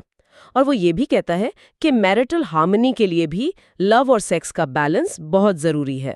تو اگر ہم چیپٹر 11 کو سمرائز کریں تو اس کا سینٹرل آئیڈیا یہ ہے کہ سیکس انرجی ایک نہایت پاورفل فورس ہے۔ اسے صرف فزیکل سینس میں نہیں لینا چاہیے۔ اگر اسے کنٹرول کیا جائے اور کریٹو ڈائریکشنز میں چینل کیا جائے، یعنی ٹرانسمیوٹ کیا جائے، تو یہ انسان کو جینیس کے لیول تک لے جا سکتی ہے۔ اور اس پروسیس میں لو اور اسپیسیفکلی عورت کا رول بہت اہم ہے۔ ایکسلنٹ سمری، بالکل یہی بات ہے۔ اب ہم چلتے ہیں 11ویں قدم کی طرف، دا سب کانشیس مائنڈ، دا کنیکٹنگ لنک، یعنی لاشعور ذہن۔ لاشعور یا سب کانشیس مائنڈ کے بارے میں ہم نے پہلے بھی ذکر سنا ہے، خاص طور پر آٹو سجیشن کے کانٹیکسٹ میں۔ یہاں اسے کنیکٹنگ لنک کیوں کہا گیا ہے؟ یہاں اسے ہمارے کانشیس مائنڈ یعنی شعوری ذہن اور انفینٹ انٹیلیجنس کے درمیان کا کنیکٹنگ لنک یا پل کہا گیا ہے۔ یہ ہمارے ذہن کا وہ حصہ ہے جہاں ہمارے تمام خیالات جو ہمارے 5 سینسز سے آتے ہیں وہ سب ریکارڈ ہوتے ہیں، کلاسیفائی ہوتے ہیں۔ ایک قسم کا مینٹل فائلنگ کیبنٹ سمجھ لیں۔ اور ہم اس کیبنٹ میں چیزیں ڈال بھی سکتے ہیں کانشیسلی؟ جی ہاں، ہم والنٹیرلی یعنی اپنی مرضی سے اس میں کوئی بھی پلان، کوئی بھی ڈیزائر، کوئی بھی مقصد ڈال سکتے ہیں جسے ہم فزیکل یا فائنینشیل ریالٹی میں بدلنا چاہتے ہیں۔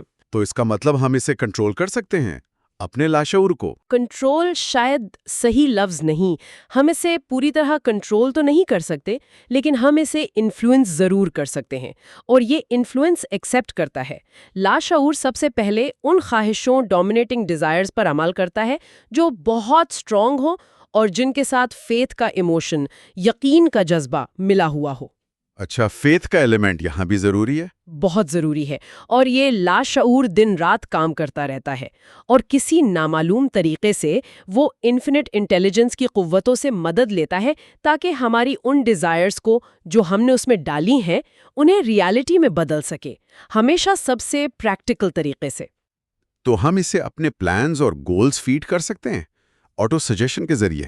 بالکل، یہ آٹو سجیشن کے چیپٹر سے ڈائریکٹلی لنک ہوتا ہے۔ ہم اس طریقے سے اپنے لاشعور کو وہ پروگرامنگ دے سکتے ہیں جو ہم چاہتے ہیں۔ لیکن اگر ہم کانشیسلی اسے پازیٹیو چیزیں نہ دیں، اگر ہم غفلت برتیں، تو کیا ہوگا؟ تو پھر یہ ان خیالات پر کام کرنا شروع کر دے گا جو ویسے ہی اس تک پہنچ رہے ہیں ہماری غفلت کی وجہ سے، جیسے ڈر کے خیالات، پاورٹی کے تھاٹس، شک و شبہات یا دوسرے نیگیٹو خیالات۔ کیونکہ لاشعور کبھی خالی نہیں رہتا، it will not remain idle. Right, وہ کسی نہ کسی چیز پر تو کام کرے گا ہی۔ جی، اس لیے یہ اتنا ضروری ہے کہ ہم کانشیسلی اس پر اثر انداز ہوں، نیگیٹو تھاٹس کے فلو کو روکیں اور اسے پازیٹیو غذا، ڈیزائربل فوڈ فراہم کریں۔ اور اس پر اثر انداز ہونے کا یا اسے انفلوئنس کرنے کا سب سے ایفیکٹو طریقہ کیا ہے؟ کیا صرف لاجک یا ریزننگ کافی ہے؟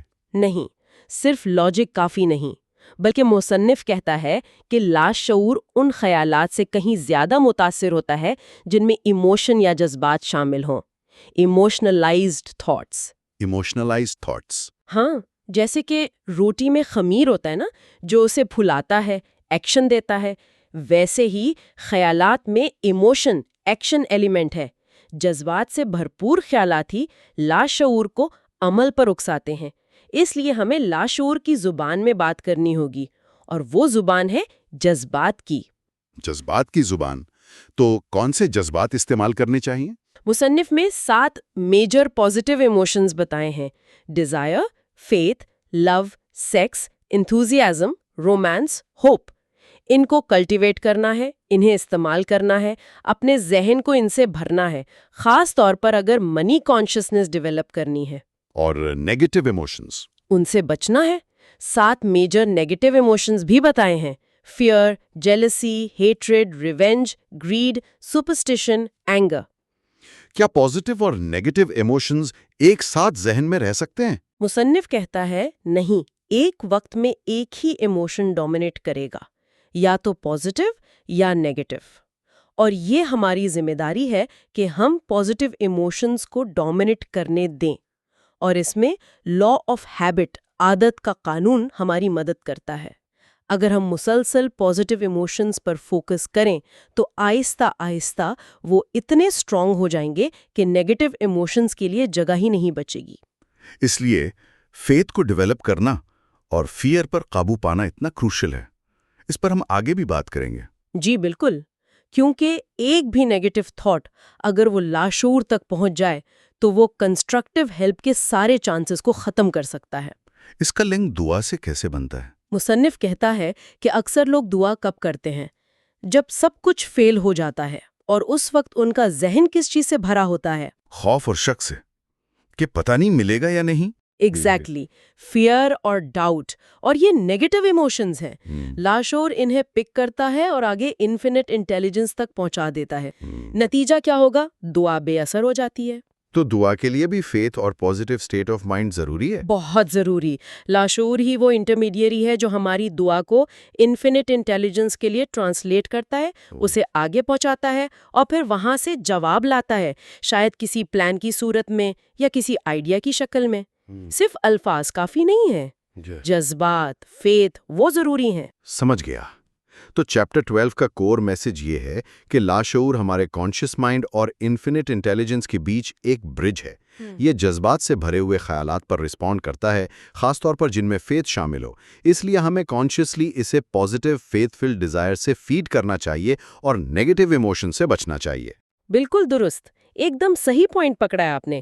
اب آتے ہیں 12ویں قدم پر، the brain a broadcasting and receiving station for thought, یعنی ہمارا دماغ ایک ٹرانسمیٹر اور ریسیور کی طرح۔ دماغ ایک براڈ کاسٹنگ اور ریسیونگ اسٹیشن تھاٹس کے لیے؟ یہ تو یہ تھوڑا سا سائنس فکشن جیسا نہیں لگ رہا۔ کیا ہمارا دماغ واقعی دوسرے دماغوں سے سگنلز بھیج اور ریسیو کر سکتا ہے؟ دیکھیے، مصنف یہ بات ڈاکٹر الیگزینڈر گراہم بیل اور ڈاکٹر ایلمر گیٹس کے ساتھ کیے گئے کام کے حوالے سے کہتا ہے۔ ان کا دعویٰ ہے کہ ہر انسانی دماغ میں یہ صلاحیت ہے کہ وہ وائبریشنز آف تھاٹ کو براڈ کاسٹ بھی کر سکتا ہے اور ریسیو بھی۔ ریڈیو کی طرح، ایتھر کے ذریعے؟ کچھ اسی طرح کا کانسیپٹ ہے۔ جیسے ریڈیو ویوز ایتھر میں ٹریول کرتی ہیں، ویسے ہی ان کا خیال ہے کہ تھاٹ وائبریشنز بھی ایک دماغ سے دوسرے تک پہنچ سکتی ہیں۔ تو ہمارے دماغ کا کون سا حصہ ریسیونگ سیٹ ہے اور کون سا براڈ کاسٹنگ اسٹیشن؟ مصنف کے مطابق ہماری کریٹو امیجنیشن، جس کا ذکر ہم نے پہلے کیا، وہ ریسیونگ سیٹ ہے۔ یہ دوسرے دماغوں سے آنے والے تھاٹس کو پک کرتی ہے، اور ہمارا سب کانشیس مائنڈ، لاشعور، وہ سینڈنگ اسٹیشن ہے جہاں سے تھاٹ وائبریشنز براڈ کاسٹ ہوتی ہیں۔ کریٹو امیجنیشن ریسیور، سب کانشیس سینڈر، اوکے۔ لیکن کیا ہر سوچ براڈ کاسٹ ہو جاتی ہے یا ہر سوچ ریسیو ہو جاتی ہے؟ نہیں، ایسا نہیں ہے۔ مصنف کہتا ہے کہ صرف وہ تھاٹس جو بہت ہائی ریٹ آف وائبریشن پر ہوتے ہیں وہی ایفیکٹولی ایتھر کے ذریعے ٹریول کر کے دوسرے دماغوں تک پہنچتے ہیں۔ ہائی ریٹ آف وائبریشن اور تھاٹس کی وائبریشن کو کون سی چیز بڑھاتی ہے؟ ہم نے پہلے ڈسکس کیا تھا شاید۔ جی، ایموشنز، جذبات، خاص طور پر جیسا ہم نے چیپٹر 11 میں دیکھا، سیکس کا جذبہ۔ جب اس جذبے کو کنٹرول کر کے ٹرانسمیوٹ کیا جاتا ہے تو سوچ کی وائبریشن اتنی تیز ہو جاتی ہے کہ کریٹو امیجنیشن دوسرے دماغوں سے یا ایتھر سے یا انفینٹ انٹیلیجنس سے آنے والے خیالات کو آسانی سے پک کر لیتی ہے۔ تو جب دماغ ہائی وائبریشن پہ ہوتا ہے، ہاں، تو وہ نہ صرف باہر سے تھاٹس اٹریکٹ کرتا ہے بلکہ اپنے تھاٹس کو بھی وہ فیلنگ دیتا ہے، وہ جذباتی چارج دیتا ہے جو ضروری ہے کہ لاشعور انہیں پک کرے اور ان پر عمل کرے یا انہیں براڈ کاسٹ کرے۔ تو یہ پورا سسٹم ڈیزائر، پھر فیتھ، پھر آٹو سجیشن جو سب کانشیس کو پروگرام کرتا ہے، پھر سب کانشیس برین کے ذریعے براڈ کاسٹ کرتا ہے اور کریٹو امیجنیشن ریسیو کرتی ہے، یہ سب آپس میں کنیکٹڈ ہیں۔ بالکل، یہ ایک انٹیگریٹڈ سسٹم ہے۔ آٹو سجیشن وہ ٹول ہے جس سے آپ اپنے براڈ کاسٹنگ اسٹیشن یعنی لاشعور کو آپریٹ کرتے ہیں۔ آپ اس میں جذبات سے بھرپور ڈیزائرز فیڈ کرتے ہیں۔ جب دماغ ان جذبات سے سٹیمیولیٹ ہو کر ہائی وائبریشن پر جاتا ہے تو لاشعور ان وائبریشنز کو براڈ کاسٹ کرتا ہے، اور کریٹو امیجنیشن ریسیونگ سیٹ باہر سے آنے والے ہم آہنگ ہارمونیس تھاٹس یا جوابات کو ریسیو کرتی ہے۔ یہ تھیوری تو ہے، لیکن اس کا کوئی سائنٹیفک بیسس، دماغ کی کمپلیکسٹی تو ہم جانتے ہیں، 10 سے 14 بلین نرو سیلز، وہ کنیکشنز۔ اس وقت کے لحاظ سے مصنف ڈاکٹر جے بی رائن کی ڈیوک یونیورسٹی میں کی گئی ریسرچ کا حوالہ دیتا ہے۔ وہ ریسرچ ٹیلیپیتھی اور کلیئروائنس پر تھی، یعنی ایکسٹرا سینسری پرسیپشن ESP پر، اور اس کے نتائج مصنف کے مطابق اس خیال کو سپورٹ کرتے تھے کہ دماغ عام سینسز کے علاوہ بھی انفارمیشن ریسیو کر سکتا ہے۔ اچھا، ESP ریسرچ کا حوالہ ہے۔ جی، اور مصنف اپنا ذاتی تجربہ بھی بتاتا ہے، خاص طور پر ماسٹر مائنڈ پرنسپل کے حوالے سے۔ وہ کہتا ہے کہ جب کچھ لوگ مل کر ہارمنی کے ساتھ کسی پرابلم پر ڈسکس کرتے ہیں تو ہر پارٹیسپینٹ کے ذہن میں ایسے آئیڈیاز آنے لگتے ہیں جو اس کے اپنے پرسنل ایکسپیرینس سے باہر کے ہوتے ہیں، جیسے وہ کسی ہائر سورس آف نالج سے کنیکٹ ہو گیا ہو۔ یہ شاید دماغ کے ریسیونگ فنکشن کا پریکٹیکل ڈیمونسٹریشن ہے۔ یہ ماسٹر مائنڈ والی بات پہلے بھی آئی تھی، تو یہ گروپ ڈسکشن اس ریسیپشن کو انہینس کرتا ہے؟ ایسا لگتا ہے۔ مصنف کہتا ہے کہ یہ ماسٹر مائنڈ کا سب سے سمپل اور پریکٹیکل یوز ہے۔ تو چیپٹر 13 کا خلاصہ یہ ہوا کہ ہمارا دماغ اس فلسفی کے مطابق صرف سوچنے کا آلہ نہیں بلکہ ایک کمیونیکیشن ڈیوائس بھی ہے۔ سب کانشیس بھیجتا ہے، کریٹیو امیجنیشن ریسیو کرتی ہے، جذبات اس کمیونیکیشن کو فیول کرتے ہیں، اور ماسٹر مائنڈ پرنسپل اس ریسیپشن کو بہتر بنا سکتا ہے۔ پرفیکٹ، بہت اچھا سمرائز کیا آپ نے۔ اور اب ہم پہنچ گئے ہیں آخری 13ویں قدم پر، the sixth sense, the door to the temple of wisdom, یعنی چھٹی حس۔ سکستھ سینس، چھٹی حس، یہ کیا ہے؟ کیا یہ وہی چیز ہے جسے ہم عام زبان میں انٹیوشن کہتے ہیں یا گٹ فیلنگ؟ اس سے ملتی جلتی ہے، لیکن مصنف اسے اس سے بھی زیادہ گہرا اور پاورفل بتاتا ہے۔ وہ کہتا ہے کہ یہ اس پوری فلسفی کا ایپیکس ہے، اس کی چوٹی ہے۔ یہ وہ صلاحیت ہے جس کے ذریعے انفینٹ انٹیلیجنس خود ڈائریکٹلی ہماری کسی خاص کوشش یا ڈیمانڈ کے بغیر ہم سے کمیونیکیٹ کر سکتی ہے۔ انفینٹ انٹیلیجنس خود کمیونیکیٹ کرتی ہے؟ جی، مصنف کہتا ہے کہ یہ اصل میں ہماری کریٹیو امیجنیشن ہی ہے، لیکن اپنی سب سے ڈیولپڈ، سب سے ریفائنڈ شکل میں۔ یہ وہ ریسیونگ سیٹ ہے جس کے ذریعے وہ آئیڈیاز، وہ پلانز، وہ تھاٹس ہمارے ذہن میں آتے ہیں، جنہیں ہم ہنچز یا انسپریشنز کہتے ہیں، وہ چیزیں جو ہماری ریزننگ یا لاجک سے ایکسپلین نہیں ہو پاتی۔ اس کی وضاحت کرنا اتنا مشکل کیوں بتایا گیا ہے؟ اس لیے کہ مصنف کہتا ہے کہ اس کی سمجھ صرف اندر سے آتی ہے، میڈیٹیشن کے ذریعے، سیلف ڈیولپمنٹ کے ذریعے، اور خاص طور پر پہلے جو 12 پرنسپلز بتائے گئے ہیں ان پر مہارت حاصل کرنے کے بعد ہی اس کی حقیقت سمجھ میں آتی ہے۔ یہ صرف مینٹل نہیں بلکہ مینٹل اور اسپرچول کا مکسچر ہے۔ یہ وہ پوائنٹ ہے جہاں ہمارا فائنائٹ مائنڈ یونیورسل مائنڈ سے کنیکٹ ہوتا ہے۔ تو اس سکستھ سینس کا فائدہ کیا ہے؟ مصنف دعویٰ کرتا ہے کہ اس کے مدد سے آپ کو آنے والے خطرات کا پہلے سے پتہ چل سکتا ہے تاکہ آپ ان سے بچ سکیں، اور اپرچونٹیز کا بھی پہلے سے علم ہو سکتا ہے تاکہ آپ انہیں اویل کر سکیں۔ جیسے کوئی گارڈین اینجل آپ کی ہیلپ کر رہا ہو، جو آپ کے لیے ٹیمپل آف وزڈم کا دروازہ کھول دے۔ گارڈین اینجل، مصنف نے اس کے بارے میں اپنا پرسنل ایکسپیرینس بھی شیئر کیا ہے نا۔ وہ انویزیبل کاؤنسلرز والا قصہ، وہ کافی انیوژل تھا۔ وہ قصہ تھوڑا لمبا اور کہہ سکتے ہیں مسٹیکل قسم کا ہے، لیکن اس کا بیسک آئیڈیا یہ ہے کہ مصنف نے کئی سالوں تک ہر رات سونے سے پہلے اپنے ذہنی ہیروز جیسے ایمرسن، لنکن، ایڈیسن، نیپولین وغیرہ کے ساتھ ایک امیجنری کاؤنسل میٹنگ کی۔ امیجنری میٹنگ، جی، امیجنری۔ وہ ان سے ان کی کوالٹیز، ان کا نالج مانگتے تھے، جیسے لنکن سے جسٹس، ایمرسن سے وزڈم، اور وہ کہتے ہیں کہ وقت کے ساتھ یہ امیجنری فگرز انہیں بالکل ریئل محسوس ہونے لگے۔ ہر ایک کی اپنی پرسنالٹی ڈیولپ ہو گئی۔ عجیب بات ہے۔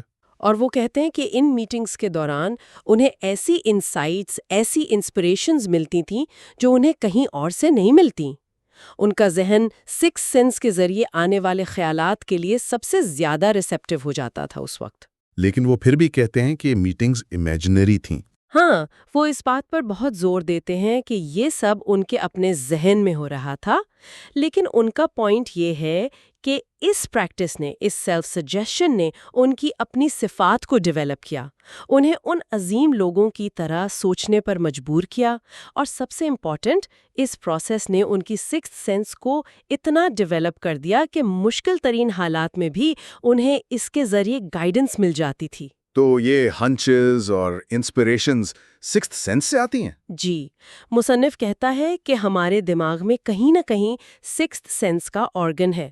جگہ امپورٹنٹ نہیں، لیکن یہ حقیقت ہے کہ انسان عام 5 سینسز کے علاوہ بھی سورسز سے نالج حاصل کرتے ہیں، خاص طور پر جب ذہن کسی وجہ سے ہائیلی اسٹیمیولیٹڈ ہو، جیسے کوئی اسٹرانگ ایموشن ہو یا کوئی ایمرجنسی ہو۔ تو اس سکستھ سینس کو ڈیولپ کرنے کا طریقہ کیا ہے؟ کیا یہ سب کے لیے ہے؟ یہ آہستہ آہستہ ڈیولپ ہوتی ہے، پہلے 12 پرنسپلز کو کنسسٹنٹلی اپلائی کرنے سے۔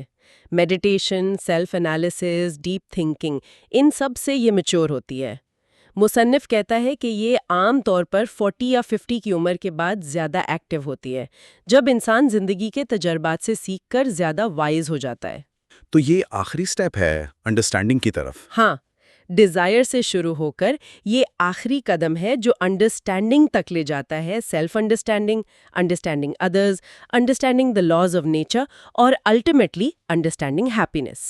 اور یہ کمپلیٹ انڈرسٹینڈنگ مصنف کے مطابق صرف سکس سینس کے ذریعے ہی ممکن ہے۔ تو اگر ہم چیپٹرز 10 سے 14 تک کا سفر دیکھیں، ہم نے شروع کیا پاور سے، جو آرگنائزڈ نالج ہے اور ماسٹر مائنڈ سے حاصل ہوتی ہے۔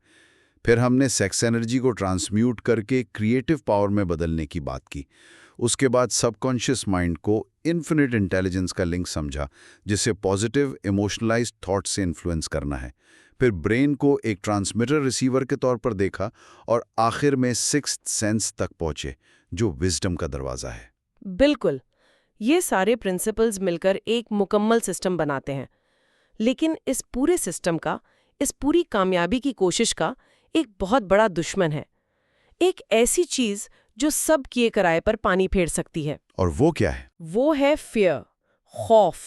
اگلے حصے میں، جو کہ کتاب کا اگلا چیپٹر ہے، مصنف نے 6 قسم کے بنیادی خوف بتائے ہیں، The 6 Ghosts of Fear، جو ہماری زندگی میں ہر قسم کی ناکامی، سستی، انڈیسیژن اور لیک آف ایمبیشن کا سبب بنتے ہیں۔ ہم ان پر تفصیل سے بات کریں گے اور دیکھیں گے کہ ان پر کیسے قابو پایا جا سکتا ہے۔ یہ تو بہت امپورٹنٹ ہوگا، کیونکہ خوف تو واقعی ہمارے بہترین پلانز کو بھی ڈیریل کر سکتا ہے۔ سوال پھر یہی اٹھتا ہے کہ کیا ان تمام پرنسپلز کو آپس میں جوڑ کر اور خوف کے ان بھوتوں پر قابو پا کر، کیا ہم واقعی اپنی ڈیسٹنی کے ماسٹر بن سکتے ہیں، جیسا کہ مصنف کا دعویٰ ہے؟ اس پر سوچنے کی ضرورت ہے۔ اور اسی کے ساتھ ہم اس سفر کے آخری لیکن شاید سب سے امپورٹنٹ حصے میں داخل ہو رہے ہیں۔ مطلب اس قدم پر ہم ان رکاوٹوں کو سمجھیں گے جو اکثر ہماری کامیابی کی راہ میں کھڑی ہو جاتی ہیں۔ بالکل، اب ہم چیپٹر 15 کی طرف بڑھ رہے ہیں۔ اس کا عنوان ہے how to outwit the 6 ghosts of fear, یعنی خوف کے 6 بھوتوں کو کیسے مات دی جائے۔ یہ چیپٹر اصل میں ہمارے ذہن کو تیار کرتا ہے ان اندرونی دشمنوں کی نشاندہی کر کے جو ہمیں آگے بڑھنے سے روکتے ہیں۔ ہاں، اور وہ دشمن ہیں انڈیسیژن، ڈاؤٹ اور فیئر۔ کتاب یہ بات صاف بتاتی ہے کہ جب تک یہ 3 نیگیٹو قوتیں ذہن پر حاوی ہیں، وہ جو ہائر فیکلٹی ہے جسے سکستھ سینس کہا گیا ہے، وہ کام نہیں کر سکتی۔ صحیح۔ خاص طور پر انڈیسیژن، یعنی فیصلہ نہ کر پانا، اسے تو خوف کا بیج، ایک سیڈلنگ قرار دیا گیا ہے۔ اور یہ بیج آپ دیکھیں بہت جلد ڈاؤٹ میں، شبے میں تبدیل ہو جاتا ہے، پھر انڈیسیژن اور ڈاؤٹ مل کر فیئر بن جاتے ہیں۔ پورا ایک پروسیس ہے۔ اور یہ پروسیس اکثر اتنا آہستہ ہوتا ہے کہ ہمیں احساس بھی نہیں ہوتا ہے نا؟ بالکل احساس نہیں ہوتا۔ اس لیے ضروری ہے کہ ہم ان بنیادی خوف کو، بیسک فیئرز کو پہچان لیں، ان کی سمٹمز کو سمجھ لیں، اور پھر ان پر قابو پانے کے طریقوں پر غور کریں، کیونکہ دولت، چاہے وہ فائنانشل ہو یا ذہنی سکون والی، اس مائنڈ پریپریشن کے بغیر ممکن نہیں۔ تو یہ 6 بنیادی خوف ہیں کون سے، جن کا ذکر اس کتاب میں ہے؟ پہلا ہے غربت کا خوف، فیئر آف پاورٹی۔ جی۔ دوسرا تنقید کا خوف، فیئر آف کرٹیسزم۔ پھر بیماری کا خوف، فیئر آف ill health۔ ہاں۔ चौथा, किसी की मोहब्बत खोने का खौफ, fear of loss of love। पांचवा, बुढ़ापे का खौफ, fear of old age। और छठा है मौत का खौफ, fear of death। ये 6 हैं और ये सब ज़हनी हालतें हैं, स्टेट्स ऑफ माइंड। और गौर करने वाली बात यह है कि इन्हें कंट्रोल किया जा सकता है। कंट्रोल किया जा सकता है, कैसे? जैसे मिसाल दी है किताब में कि डॉक्टर्स वो आम लोगों के मुकाबले में बीमारियों से कम डरते हैं और शायद इसीलिए कम मुतासिर भी होते हैं। उनका जो लैक ऑफ फेयर है वो उनकी इम्यूनिटी बढ़ाता है। अच्छा, ये तो इंटरेस्टिंग पॉइंट है। हाँ, तो ये इस बात का सबूत है कि हमारे थॉट इम्पल्सेस, हमारी सोच फौरन अपने फिजिकल इक्विवेलेंट में बदलना शुरू हो जाती है। और यहाँ सबसे एम्पावरिंग ख्याल शायद ये है कि कुदरत ने हमें सिर्फ एक चीज़ पर मुकम्मल कंट्रोल दिया है, और वो है हमारी सोच, हमारा थॉट। एग्जैक्टली। अगर हम इस प्रिंसिपल को वाकई अंदर उतार लें तो हम खौफ पर काबू पाने के बहुत करीब पहुंच जाते हैं। सही। तो आइए पहले खौफ पर बात करते हैं। गुर्बत का खौफ, फियर ऑफ पॉवर्टी, इसे सबसे ज्यादा डिस्ट्रक्टिव कहा गया है और काबू में लाने के लिए सबसे मुश्किल भी। मुश्किल क्यों? इसलिए कि गुर्बत और अमीरी के दरमियान कोई कॉम्प्रोमाइज नहीं है, कोई बीच का रास्ता नहीं। अगर किसी को दौलत चाहिए हर किस्म की, तो उसे हर उस सर्कमस्टेंस को रिजेक्ट करना होगा जो गुर्बत की तरफ ले जाए। और इसका स्टार्टिंग पॉइंट वही है जिस पर हम पहले इतनी बात कर चुके हैं, एक स्ट्रॉन्ग डिजायर। वही डिजायर। लेकिन ये खौफ इतना खतरनाक इसलिए है क्योंकि ये रीजन को पैरालाइज करता है। रीजन को, सोचने समझने की सलाहियत को। हाँ बिल्कुल, इमेजिनेशन को तबाह करता है, सेल्फ रिलायंस खत्म करता है, इंथुजियाज्म मिटाता है, इनिशिएटिव को डिस्करेज करता है, प्रोक्रेस्टिनेशन को बढ़ावा देता है, सेल्फ कंट्रोल नामुमकिन बना देता है। बाप रे। पर्सनालिटी से वो खास कशिश, वो चार्म छीन लेता है। इसकी वजह शायद इंसान की वो फितरत है कि वो दूसरे इंसान का इकोनॉमिकली शिकार करता है।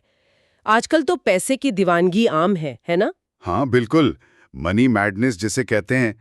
पैसा ना हो तो इंसान की कदर नहीं, पैसा हो तो वो किंग है, भले जैसे भी कमाया हो। इसीलिए लोग गुर्बत से इतना डरते हैं। बिल्कुल। और इस खौफ की कुछ आम निशानियों में क्या शामिल है? जैसे इनडिफरेंस, बेहिस्सी, एम्बिशन की कमी, इनडिसीजन, फैसला ना कर पाना, डाउट, शकों को शुबहात में घिरा रहना, वरी, हर वक्त फिक्र करना, ओवर कॉशन, हद से ज्यादा मोहतात होना, और प्रोक्रेस्टिनेशन, हर काम को टालना। ये सब चीजें ज़हनी तौर पर गुर्बत को दावत देती हैं। मुझे वो वेस्टब्रुक पेगलर का कोट याद आ रहा है जो किताब में था, "It is just money which makes this difference in him. With a little money he would be himself again." कितना गहरा असर होता है इस खौफ का। बहुत गहरा। अच्छा, दूसरा बड़ा खौफ है तनकीद का, फेयर ऑफ क्रिटिसिज्म। ये भी बहुत आम है। इसकी वजह शायद पॉलिटिक्स है, फैशन ट्रेंड्स हैं, या वो इंसान की फितरत के अपनी नाकामी को जस्टिफाई करने के लिए दूसरों पर तनकीद करना। छोटी मिसालें तो रोज देखते हैं। लोग फैशन इसलिए फॉलो करते हैं कि लोग क्या कहेंगे, है ना? हाँ बिल्कुल, लेकिन इसका गहरा असर वहाँ होता है जहाँ लोग अपने जेन्युइन बिलीव्स को, जैसे मजहबी या सियासी ख्यालात, उनको ओपनली एक्सप्रेस करने से डरते हैं, सिर्फ तनकीद के खौफ से। और ये खौफ भी इनिशिएटिव खत्म करता है, इमेजिनेशन को लिमिट करता है, इंडिविजुअलिटी छीन लेता है। पेरेंट्स की तनकीद से बच्चों में इन्फीरियॉरिटी कॉम्प्लेक्स आ सकता है। हाँ बिल्कुल। और इसकी सिम्टम्स क्या हो सकती हैं?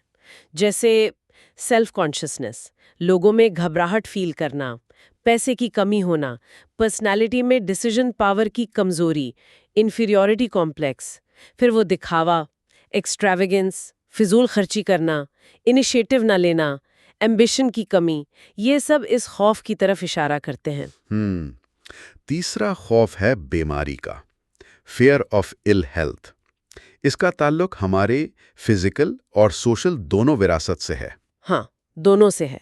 और ये ओल्ड एज और डेथ के खौफ से भी जुड़ा हुआ है।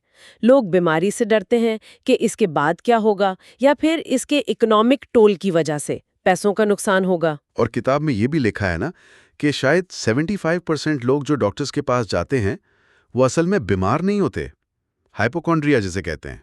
جی بالکل. امیجنری النس، بیماری کا خوف حقیقت میں بیمار نہ ہونے کے باوجود فزیکل سمٹمز پیدا کر سکتا ہے. ہمارا مائنڈ اتنا پاورفل ہے. آٹو سجیشن مطلب خود کو نیگیٹو باتیں کہنا، یہ اس کی ایک بڑی نشانی ہے۔ بہت بڑی نشانی ہے. ہر وقت بیماری کے بارے میں سوچنا، ہائپوکونڈریا، ایکسرسائز نہ کرنا، چھوٹی چھوٹی تکلیفوں پر اوور ری ایکٹ کرنا، سیلف کاڈلنگ جسے کہتے ہیں، اور مسائل کے اصل کاز کو حل کرنے کے بجائے ٹیمپرری ریلیف کے لیے نشے کا استعمال کرنا، انٹیمپرنس، یہ سب اس خوف کی علامات ہو سکتی ہیں. اچھا، پھر چوتھا خوف ہے کسی کی محبت کھونے کا، fear of loss of love. کتاب کہتی ہے اس کی بنیاد انسان کی پولیگیمس نیچر میں ہے۔ ہاں، کتاب کے مطابق ویسا ہی ہے. جیلسی اور اس جیسی دیگر ذہنی کیفیتیں اسی خوف سے پیدا ہوتی ہیں، اور یہ سب سے زیادہ پینفل خوف مانا جاتا ہے. مائنڈ اور باڈی دونوں کو تباہ کر سکتا ہے. آج کل طریقے بدل گئے ہیں شاید، بروٹ فورس کے بجائے پرسویشن اور مٹیریل چیزوں کا لالچ۔ شاید اس کی عام نشانیاں ہیں جیلسی، بلا وجہ شک کرنا، فالٹ فائنڈنگ، ہر چھوٹی بات پر نقص نکالنا، اور لو یا سٹیٹس کو خریدنے کی کوشش میں گیمبلنگ یا ایکسٹراویگنس میں پڑ جانا.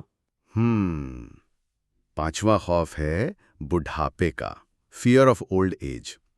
اس کی دو وجوہات بتائی گئی ہیں، ایک تو غربت کا ڈر بڑھاپے میں۔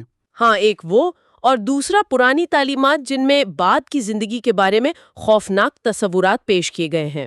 فائر اینڈ برمسٹون والی باتیں، اس میں ال ہیلتھ کا ڈر اور فزیکل اٹریکشن کم ہونے کا خیال بھی شامل ہے، لیکن سب سے کامن وجہ غربت اور لاس آف فریڈم کا ڈر ہے۔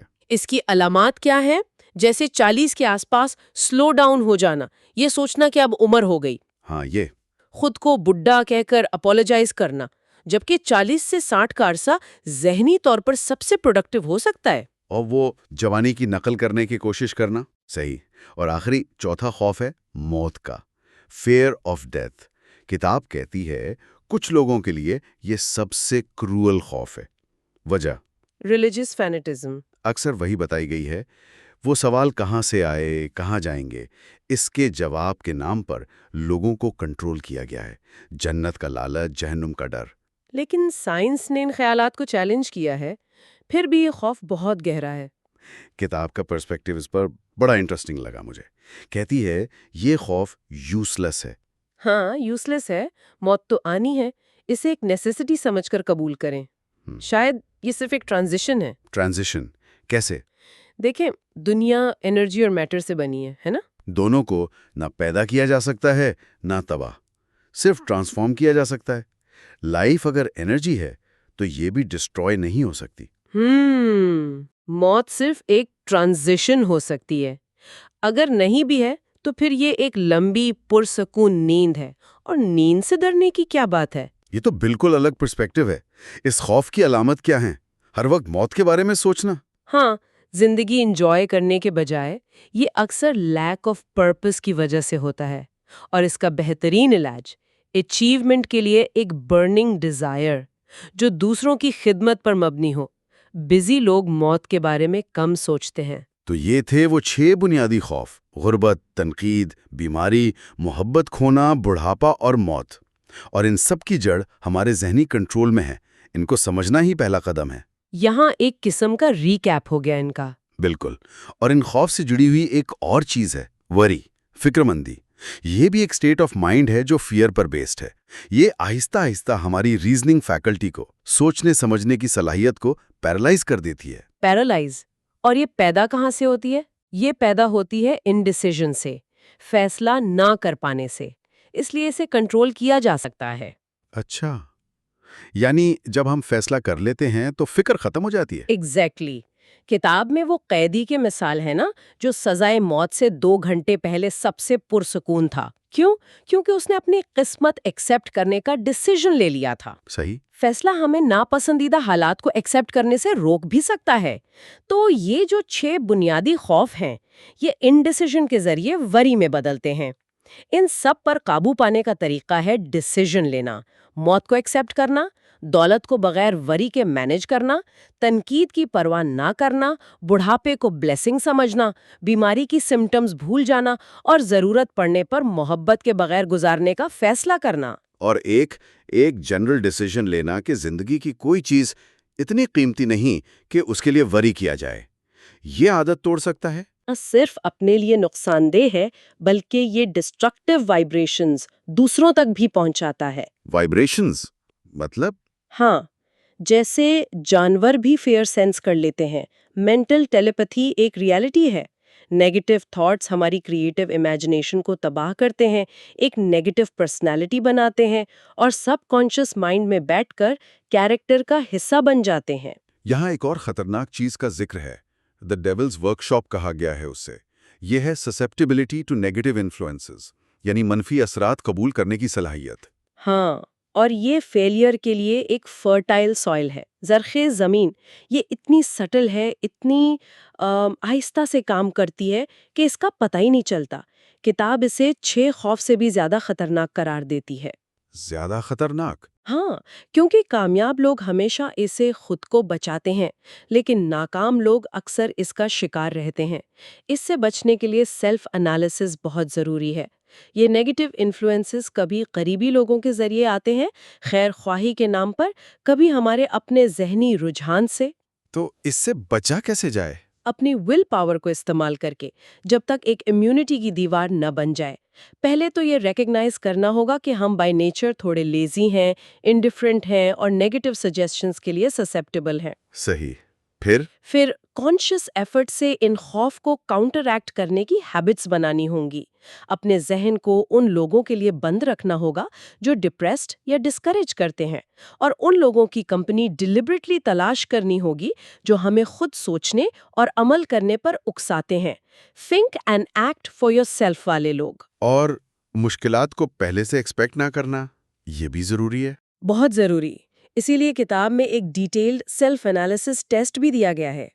50 سے زیادہ سوالات ہیں اس میں۔ سیلف انالیسس ٹیسٹ کس لیے؟ مقصد یہ ہے کہ ہم خود کو ویسے دیکھیں جیسے ہم ہیں، اپنی کمزوریاں پہچانیں اور یہ دیکھیں کہ کہیں ہم نیگیٹو انفلوئنسز کے شکار تو نہیں ہو رہے۔ سوال جیسے، کیا آپ اکثر فیلنگ بیڈ کی شکایت کرتے ہیں؟ کیا آپ چھوٹی چھوٹی باتوں پر دوسروں میں نقص نکالتے ہیں؟ کیا آپ کو اپنا کام پسند ہے؟ آپ زیادہ وقت کامیابی پر سوچتے ہیں یا ناکامی پر؟ کیا آپ اپنی غلطیوں سے سیکھتے ہیں؟ ان سوالوں کا ایمانداری سے جواب دینا۔ کتاب کہتی ہے کم از کم 1 دن لگائیں اس پر، یہ خود کو بہتر سمجھنے میں مدد دیتا ہے۔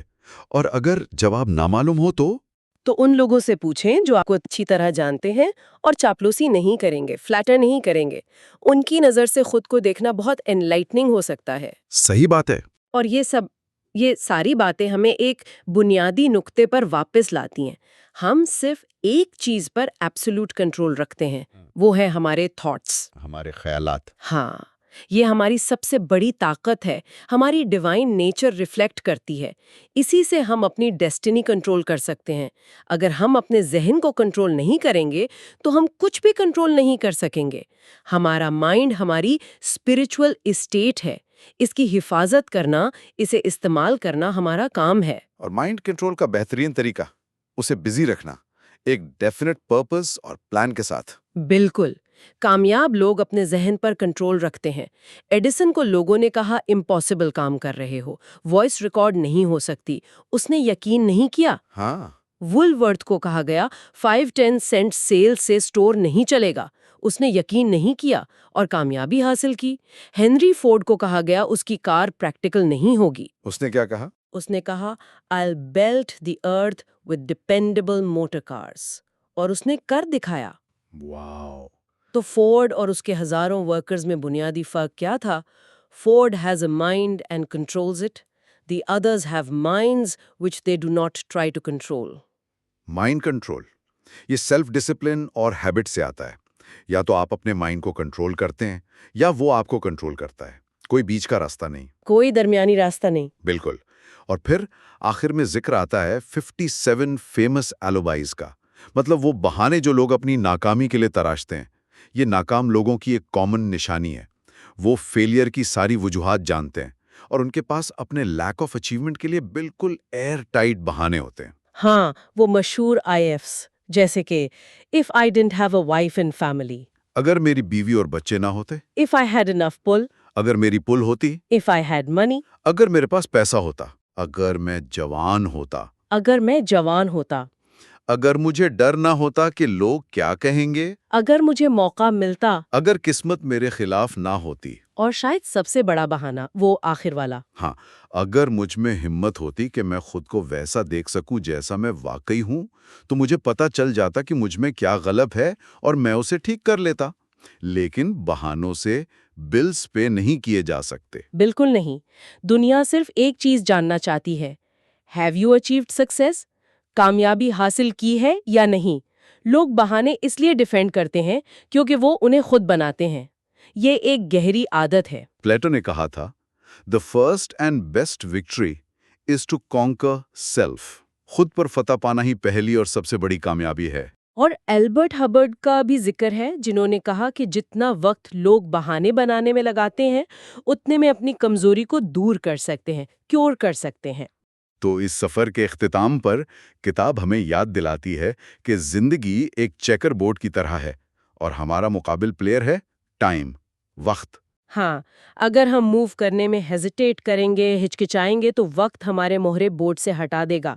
فیصلہ نہ کرنے کی، انڈیسیژن کی گنجائش نہیں ہے۔ تو اب اس پوری فلسفی کو سمجھنے کے بعد ناکامی کا کوئی لاجیکل ایکسکیوز باقی نہیں رہتا۔ نہیں رہتا، کیونکہ اب ہمارے پاس وہ ماسٹر کی ہے، وہ چابی جو زندگی کی دولت کے دروازے کھول سکتی ہے۔ یہ ماسٹر کی انٹینجبل ہے، دکھائی نہیں دیتی، لیکن بہت پاورفل ہے۔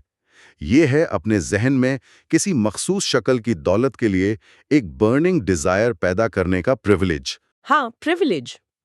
اس کی کو استعمال نہ کرنے کی قیمت ہے، فیلئر، ناکامی، اور استعمال کرنے کا ریوارڈ، وہ اطمینان، وہ سیٹسفیکشن جو خود کو فتح کرنے اور زندگی سے وہ سب حاصل کرنے سے ملتا ہے جو ہم نے مانگا تھا۔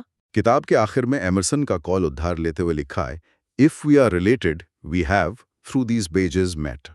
ایک خوبصورت طریقہ ہے اس پوری گفتگو کو، اس سفر کو سمیٹنے کا۔ تو یہ تھا سنک اینڈ گرو رچ کے پرنسپلز کا ایک جائزہ۔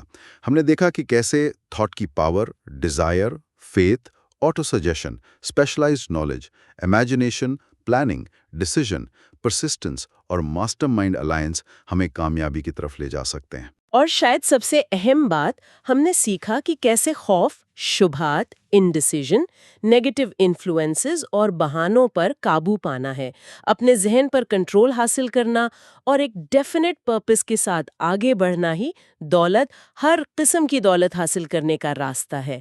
یہ ماسٹر کی اب ہر سننے والے کے پاس ہے۔ صحیح۔ اصل سوال یہ ہے کہ اسے استعمال کیسے کیا جائے گا۔ یہ سوچ ہر سننے والے کے لیے ہے۔ بالکل۔ Thank you for listening to Brain Bank. ہم امید کرتے ہیں کہ آپ کو یہ جرنی پسند آئی ہوگی اور کچھ نیا سیکھنے کو ملا ہوگا۔ اگر آپ کو یہ کانٹینٹ ویلیوبل لگا تو اپنے تھاٹس شیئر کرنا نہ بھولیے گا۔ اپنا خیال رکھیے، stay curious, keep learning, and see you in the next episode. خدا حافظ۔